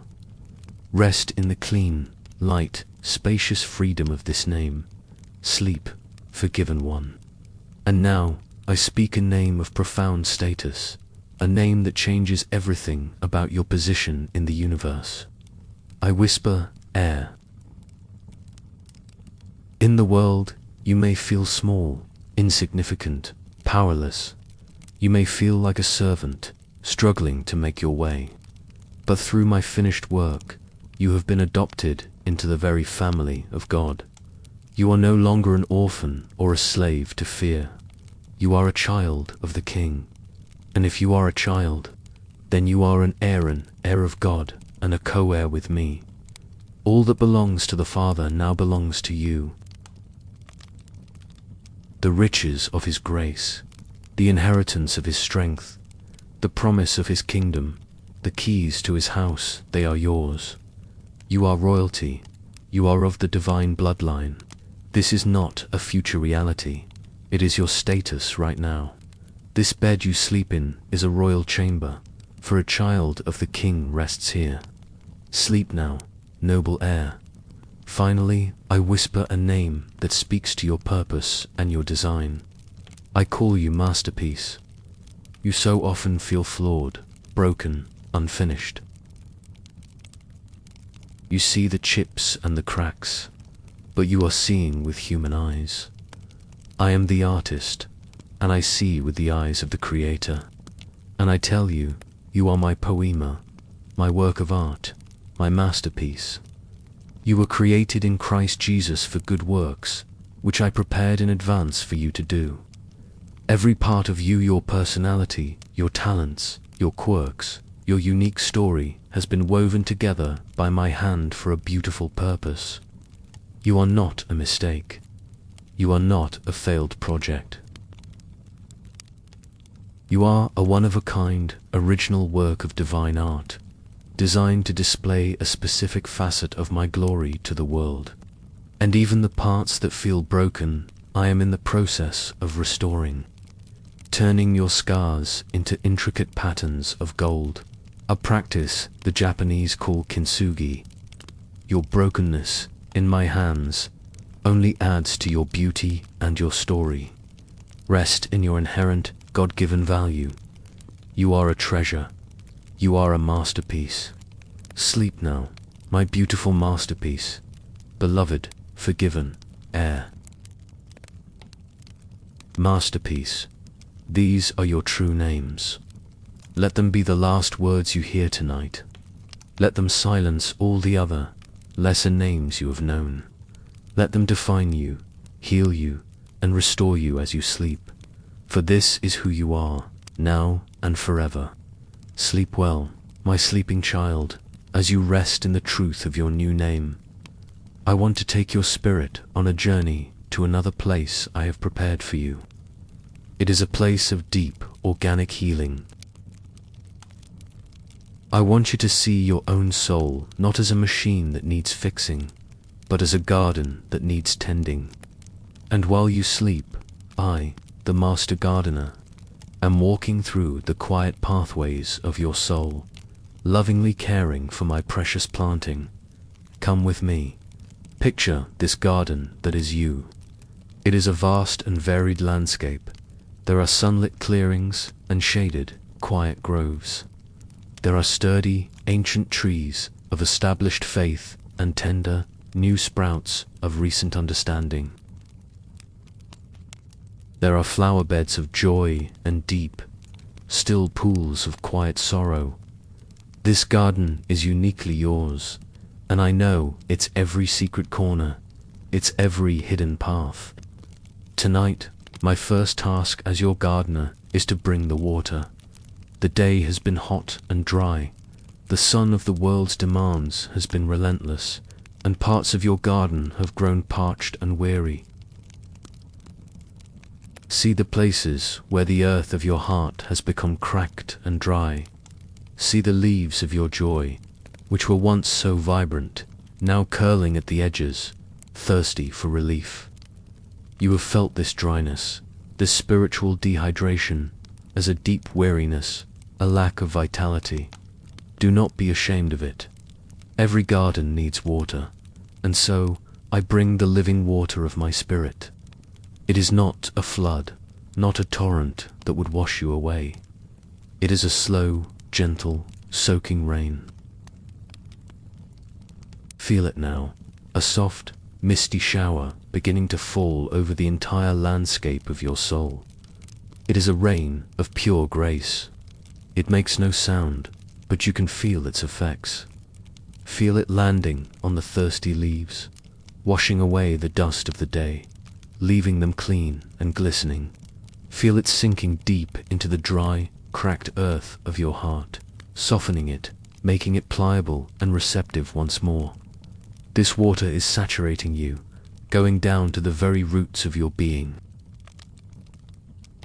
It is replenishing the deep, underground wells of your strength. Every part of you is drinking deeply, sighing with a relief you may not even be conscious of. You are being watered. You are being renewed. Next, as the gentle rain falls, I walk through your garden and I begin to tend to the weeds. These are not a sign of your failure. They are a sign of living in a fallen world. Weeds of fear, weeds of comparison, weeds of resentment. They are opportunistic things that try to grow in the dark and choke out the life of the beautiful things I have planted. But you do not have to worry about them tonight. My hands, the hands of a skilled gardener, are gentle but firm. I can see a weed of anxiety, its thorny stem wrapped around a tender plant of peace. I do not rip it out harshly, which would damage the roots of the good plant. Instead, I gently loosen its grip, and I pull it out from its very root so it cannot grow back. I take the bitter root of a past hurt that has been stealing nutrients from your joy, and I remove it completely. I see the creeping vine of self-criticism, and I untangle it from the strong trunk of your identity in me. The work is quiet, methodical, and loving. I am not angry at the weeds. I simply know they do not belong in the garden of my beloved. And as I remove them, I am creating more space for light, more space for air, more space for the true plants of your soul, love, joy, peace, patience, kindness, goodness, faithfulness, gentleness, and self-control, to breathe and to grow. While you sleep, your soul is being decluttered, purified, and set free. Finally, I tend to the flowers themselves. I see a bloom of hope that has been bruised by a recent disappointment. I gently cup it in my hands, supporting it, lending it my strength until its stem is strong again.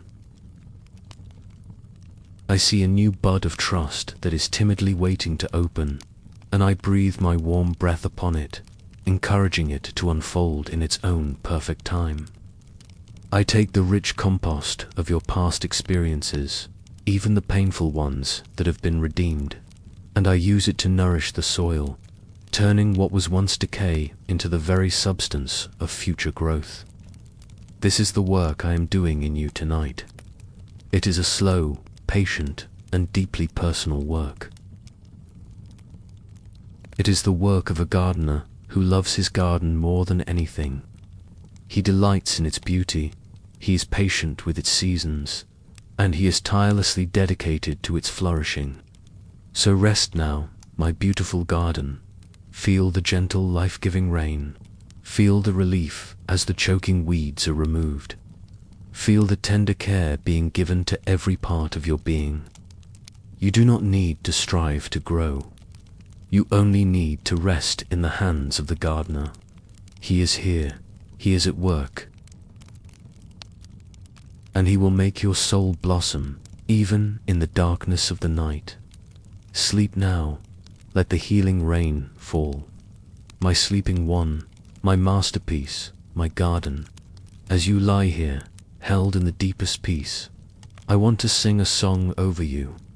It is an ancient song, a song that King David sang to me, but tonight I sing it back to you.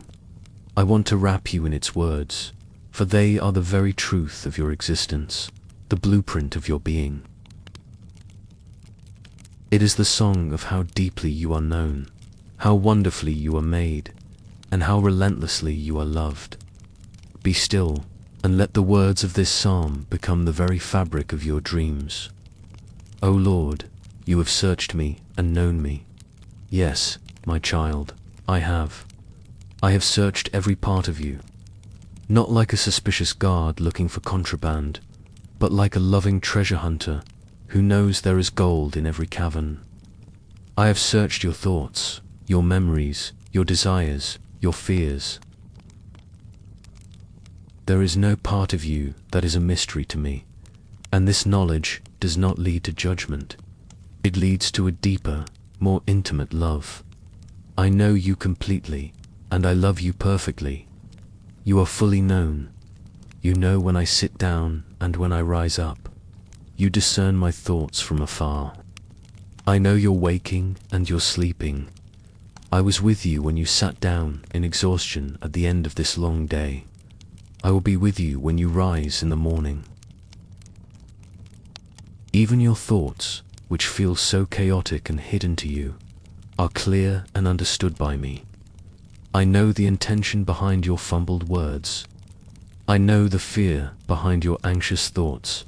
I discern it all, not with a critical eye, but with the compassionate understanding of a friend who knows your heart better than you do. You search out my path and my lying down and are acquainted with all my ways. Every step you took today, I was there. I saw the path you chose and the detours you took. And now, in your lying down, I am here. I am intimately acquainted with all your ways. The way you smile when you are truly happy. The way you hold your breath when you are afraid. The way you sleep peacefully right now. All of it is known to me. All of it is precious to me. All of it is part of the beautiful tapestry of you. Even before a word is on my tongue, behold, O Lord, you know it altogether. How many times have you struggled for words, to pray, to explain, to connect? You do not need to. I know what is in your heart before it ever forms on your lips. I hear the prayer that is only a groan. I understand the longing that is only an ache. Your spirit is in constant, perfect communication with mine, beyond the clumsy medium of language. You hem me in, behind and before, and lay your hand upon me. Feel this now. This is your reality in this very moment. I am behind you, guarding your past, protecting you from what is done. I am before you, preparing your future, making a way in the wilderness. And my hand, my strong, gentle, scarred hand, is laid upon you. It is a hand of blessing, of protection, of comfort, of anointing. You are hemmed in by my love. You are enclosed in my grace. You are utterly, completely safe. Where shall I go from your spirit? Or where shall I flee from your presence? Nowhere, my child. And that is the greatest comfort in the universe. If you ascend to heaven, I am there. If you make your bed in the depths of sorrow, behold, I am there. If you take the wings of the morning and fly to the uttermost parts of the sea, even there my hand shall lead you, and my right hand shall hold you. There is no place you can go, no emotional state you can enter, that is outside the reach of my presence and my love. Even here, in the depths of sleep, I am with you. If I say, surely the darkness shall cover me, and the light about me be night, even the darkness is not dark to you. The night is bright as the day, for darkness is as light with you. This is my promise for you tonight. The darkness of the room, the darkness of the hour, the darkness of any lingering fear it has no power, for I am here and I am the light. My presence transforms this night into a sanctuary of brilliant, peaceful, holy light. For you formed my inward parts. You knitted me together in my mother's womb. I praise you, for I am fearfully and wonderfully made. This is the truth of your creation. You are not an accident. You are not a random collection of cells. You are a deliberate, intricate, and wonderful creation. I was the weaver. I chose the colors and the textures of your personality.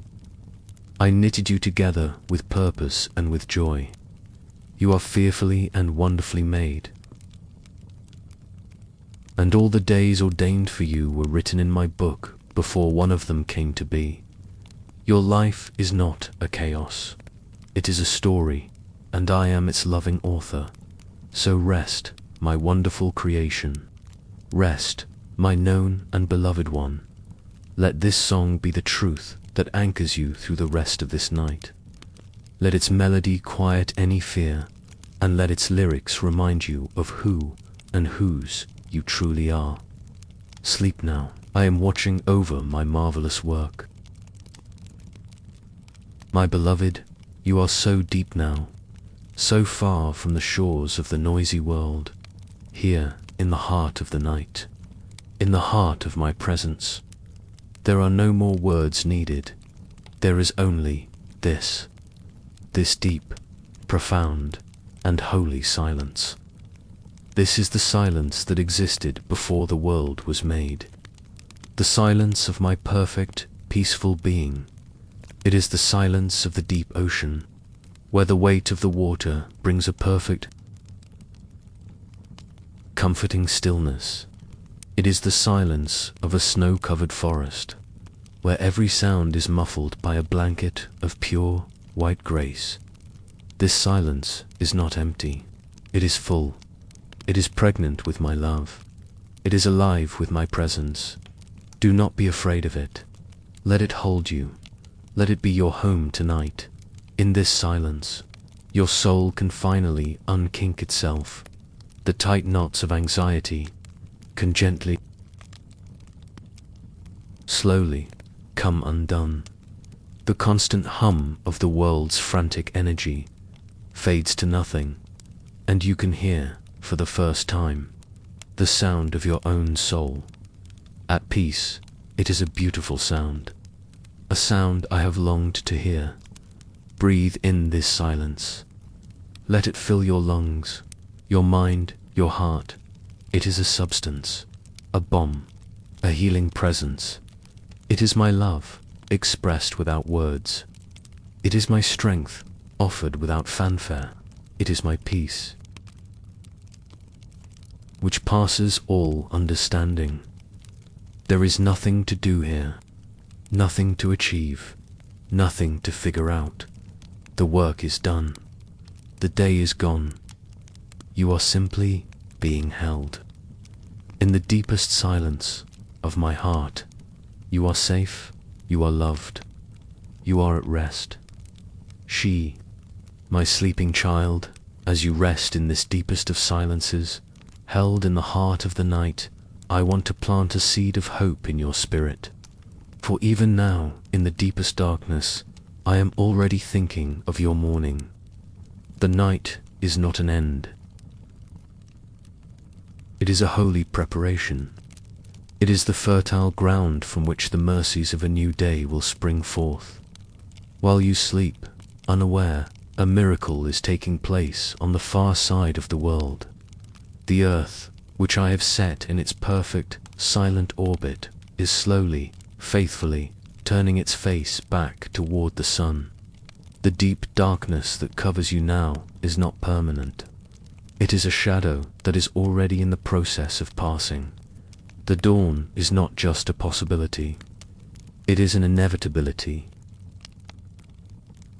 It is a promise I have written into the very fabric of creation. As surely as I am God, the light will come. And so it is with your own life. The darkness you may feel, the night of the soul you may be passing through, it is not your final destination.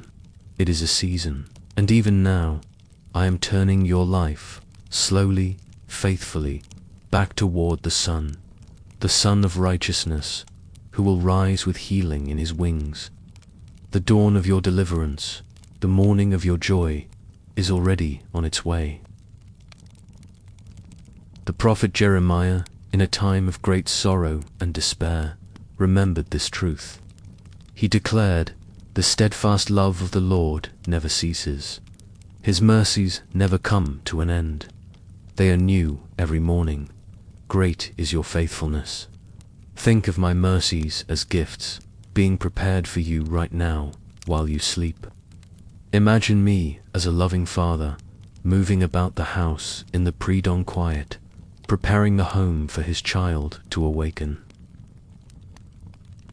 I am laying out a fresh set of clothes for you, a garment of praise to replace any spirit of heaviness. I am preparing a meal for you, the bread of my presence and the living water of my spirit, to strengthen you for the day ahead. I am opening the curtains, just a crack, getting ready to let the light stream in. The strength you will need for tomorrow, you do not have it now, and you do not need it now. It is not stored within you. It is waiting for you. It is a portion of grace that will be released to you at the exact moment you need it. So do not waste a moment of your precious rest by trying to borrow strength from a day that has not yet been born. The grace for tomorrow is waiting in tomorrow. Tonight is for rest. Tonight is for receiving. The problems that you laid down at my feet hours ago, they may still be there in the morning. I do not always promise to remove the mountains from our path, but I promise to provide the strength to climb them. I promise to walk the path with you, and the person who will face those problems in the morning is not the same person who fell asleep tonight. The person who will awaken will be a new creation, restored, renewed, and filled with a fresh supply of my spirit. You will not face the old day. You will face a new day, with a new heart, and with new mercies from a faithful God. So let this promise be a deep, deep comfort to you. You are not just resting from the day that has passed. You are resting for the day that is to come. This sleep is an investment in your future. It is a partnership with me in your own renewal. You are doing your part, which is to rest, to trust, to be still, and I am doing my part, which is to sustain, to heal, and to prepare a new dawn filled with new grace. The darkest hour is always just before the dawn, but the dawn is coming. It is written in the stars. It is guaranteed by my love. It is secured by my faithfulness. So sleep now without a care. Sleep in the sure and certain hope of the morning, for my joy comes with the morning light, and I am holding you safely until it arrives. My beloved child, as the night reaches its deepest, quietest point, and your sleep is at its most profound, I want to drape one more blanket of truth over you. It is another ancient song, a song that travelers would sing as they looked up at the mountains, feeling small and vulnerable, aware of the dangers that could hide in the shadows. It is a song of ultimate trust and absolute security. Tonight, let me sing this song not for you, but over you. Let these words be the sentinels that stand guard over your soul until the morning comes. This is the song of your keeper. I lift up my eyes to the hills. From where does my help come? The psalmist, like you have so many times, acknowledged his need. He looked at the size of the mountains, the size of his challenges, and he knew he was not enough. He did not pretend to be strong. He asked the most honest question a human heart can ask. Where will my help come from? He did not look inward to his own resources. He did not look outward to other people. He looked up, and he found the answer. My help comes from the Lord, who made heaven and earth. This is the bedrock of your security tonight, my child. Your help does not come from a temporary solution or a finite power. It comes from the Lord, from me, the one whose creative power is so immense that he spoke the heavens and the earth into existence. The challenges that feel like mountains to you are like small pebbles in my hand. The power that is guarding you tonight is the same power that hung the stars in the sky and set the boundaries for the sea. There is no greater power. There is no more reliable source of help. Your security is founded upon the very character of the Creator of all things. He will not let your foot be moved. He who keeps you will not slumber. This is my personal promise to you in this very moment. I will not let your foot be moved. You are stable. You are secure. The ground beneath you, the foundation of my love, is unshakable. And then, that most comforting of truths for the weary soul, he who keeps you will not slumber. You can sleep because your keeper is awake. You can rest because your guardian is vigilant. The world may have taught you that if you let down your guard, everything will fall apart. But I am here to tell you that my guard is up, and it is impenetrable. I am not a tired parent who might nod off in the chair. My vigilance is eternal. My energy is infinite. I am fully, completely, and actively watching over you right now. Behold, he who keeps Israel will neither slumber nor sleep. This is not just a personal promise. It is a covenant promise. The same way I have watched over my people throughout all of history, through exile and wilderness, through famine and war, I am watching over you. You are part of that great story of my faithfulness. The same attentive, tireless care I have shown for generations is now focused entirely, personally, on you. You are my Israel, my chosen one, my prince or princess with God, and your keeper does not even know how to be tired. The Lord is your keeper. The Lord is your shade on your right hand. Let that name sink deep into your spirit. I am your keeper. It is my identity. It is my job. It is my delight. And I am your shade. Picture the relief of cool shade on a brutally hot day. That is what my presence is to the harsh, burning pressures of the world. I am your relief. I am your protection from the things that would scorch your soul. I am the cool hand on your fevered brow. I am the quiet place of respite from the heat of the day. The sun shall not strike you by day, nor the moon by night. This is a promise of total 24-hour protection. In the daylight hours, when you face the obvious challenges and the glaring problems, I will protect you, but I will also protect you by night, from the terrors of the darkness, from the fears that are born in the moonlight, from the anxieties that creep in when you are alone and vulnerable. There is no time of day or night when you are outside of my protective covering. From noon to midnight, from dusk until dawn, you are kept. The Lord will keep you from all evil. He will keep your life. This is the great, all-encompassing promise. I will keep you from all evil.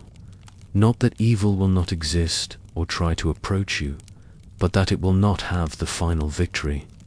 I will guard you from its ultimate power. My blood has defeated it, and I will keep your life. Not just your physical breath, but your true life, your soul, your spirit, the essential essence of you, which is eternal and belongs to me. I am guarding it as my most precious treasure. It is safe with me forever. The Lord will keep your going out and your coming in from this time forth and forevermore. From the moment you rise in the morning and go out into the world, to the moment you come back in to rest at night, I am there. Every step, every journey, every return. My watchfulness is not just for this night, but for all the nights and all the days to come. From this time forth and even forevermore. It is an eternal promise from an eternal God to his eternally loved child. So sleep now, my kept one. Sleep in the care of your keeper. Sleep in the shade of your protector. Sleep in the certainty of your God who never, ever slumbers. I am watching, all is well. And so, we arrive at the final threshold, the deepest part of the night. The final, quietest moments before the world begins to dream of waking. You are so deep in my peace now, so fully at rest, that this is just a final whisper to seal the work that has been done, a final kiss upon your brow, a final tucking of the blankets of my love. All the burdens are gone. All the fears are quieted. All the names of the world have been replaced by the truth of who you are. You have been blessed, and you are being kept. There is nothing left for you to do but to surrender to this last, beautiful stage of your journey tonight, to be held completely and unconditionally until the first light of morning kisses the window pane. My hold upon you is not a tense, anxious grip. It is a firm but gentle cupping of your entire being, like a child holds a tiny, precious bird, with just enough pressure to make it feel secure, but with enough space for it to breathe and be at peace. You are held, but you are also free. You are resting in a hold that does not constrict, but liberates. Imagine the universe around you, the silent turning of the planets in their celestial dance, the slow, magnificent swirl of distant galaxies, the quiet hum of creation, a symphony of order and power. And in the center of all of that majesty, the heart of the one who orchestrates it all is focused with infinite tenderness on you. The power that directs the cosmos is the same power that is now gently regulating your breathing, slowing your heart rate, and knitting together the frayed edges of your weary soul. You are not an insignificant speck in a vast, uncaring universe. You are the cherished, sleeping child at the very center of a loving father's attention. Let the knowledge of this hold dissolve the last remnants of any orphan spirit within you. The spirit that says, I am on my own. I have to fend for myself. No one is coming to save me. That is the great lie of the darkness. And tonight, it is being utterly vanquished by the truth. You are not on your own. You are never on your own. You are being held. You are being sustained. You are being cared for with a love so vast. It is the very energy that holds the stars in place. So feel that hold now. Feel it in the weight of your body sinking into your mattress. That is me supporting you. Feel it in the warmth beneath your blankets. That is me covering you. Feel it in the quiet peace that fills your room. That is me guarding you. My presence is not a metaphor. It is the most real thing in this room tonight. I will hold you as the hours pass, through the third watch of the night and the fourth. As the moon makes its silent journey across the sky, I will hold you. If a floorboard creaks or a distant siren wails, I will hold you, insulating your peace, keeping you from being disturbed. If your body grows cool, my love will be your warmth. If your spirit stirs with a dream, my hand will be your comfort. I will hold you, and I will hold you until the light. My hold will not end when the dawn comes. It will simply change its form. It will become the strength in your body as you stretch and rise. It will become the clarity in your mind as you face the new day.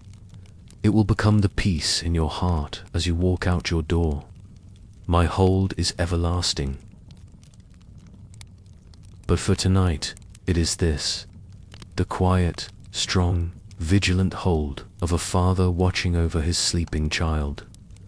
There is nothing more to do now. There is nothing more to say. The final surrender is here. Let go of this last thread of hearing. Let go of this last moment of awareness. Fall backward into my arms. Fall asleep in my everlasting hold. I will catch you. I will keep you. I will hold you until the light. Sleep now, my beloved. Sleep.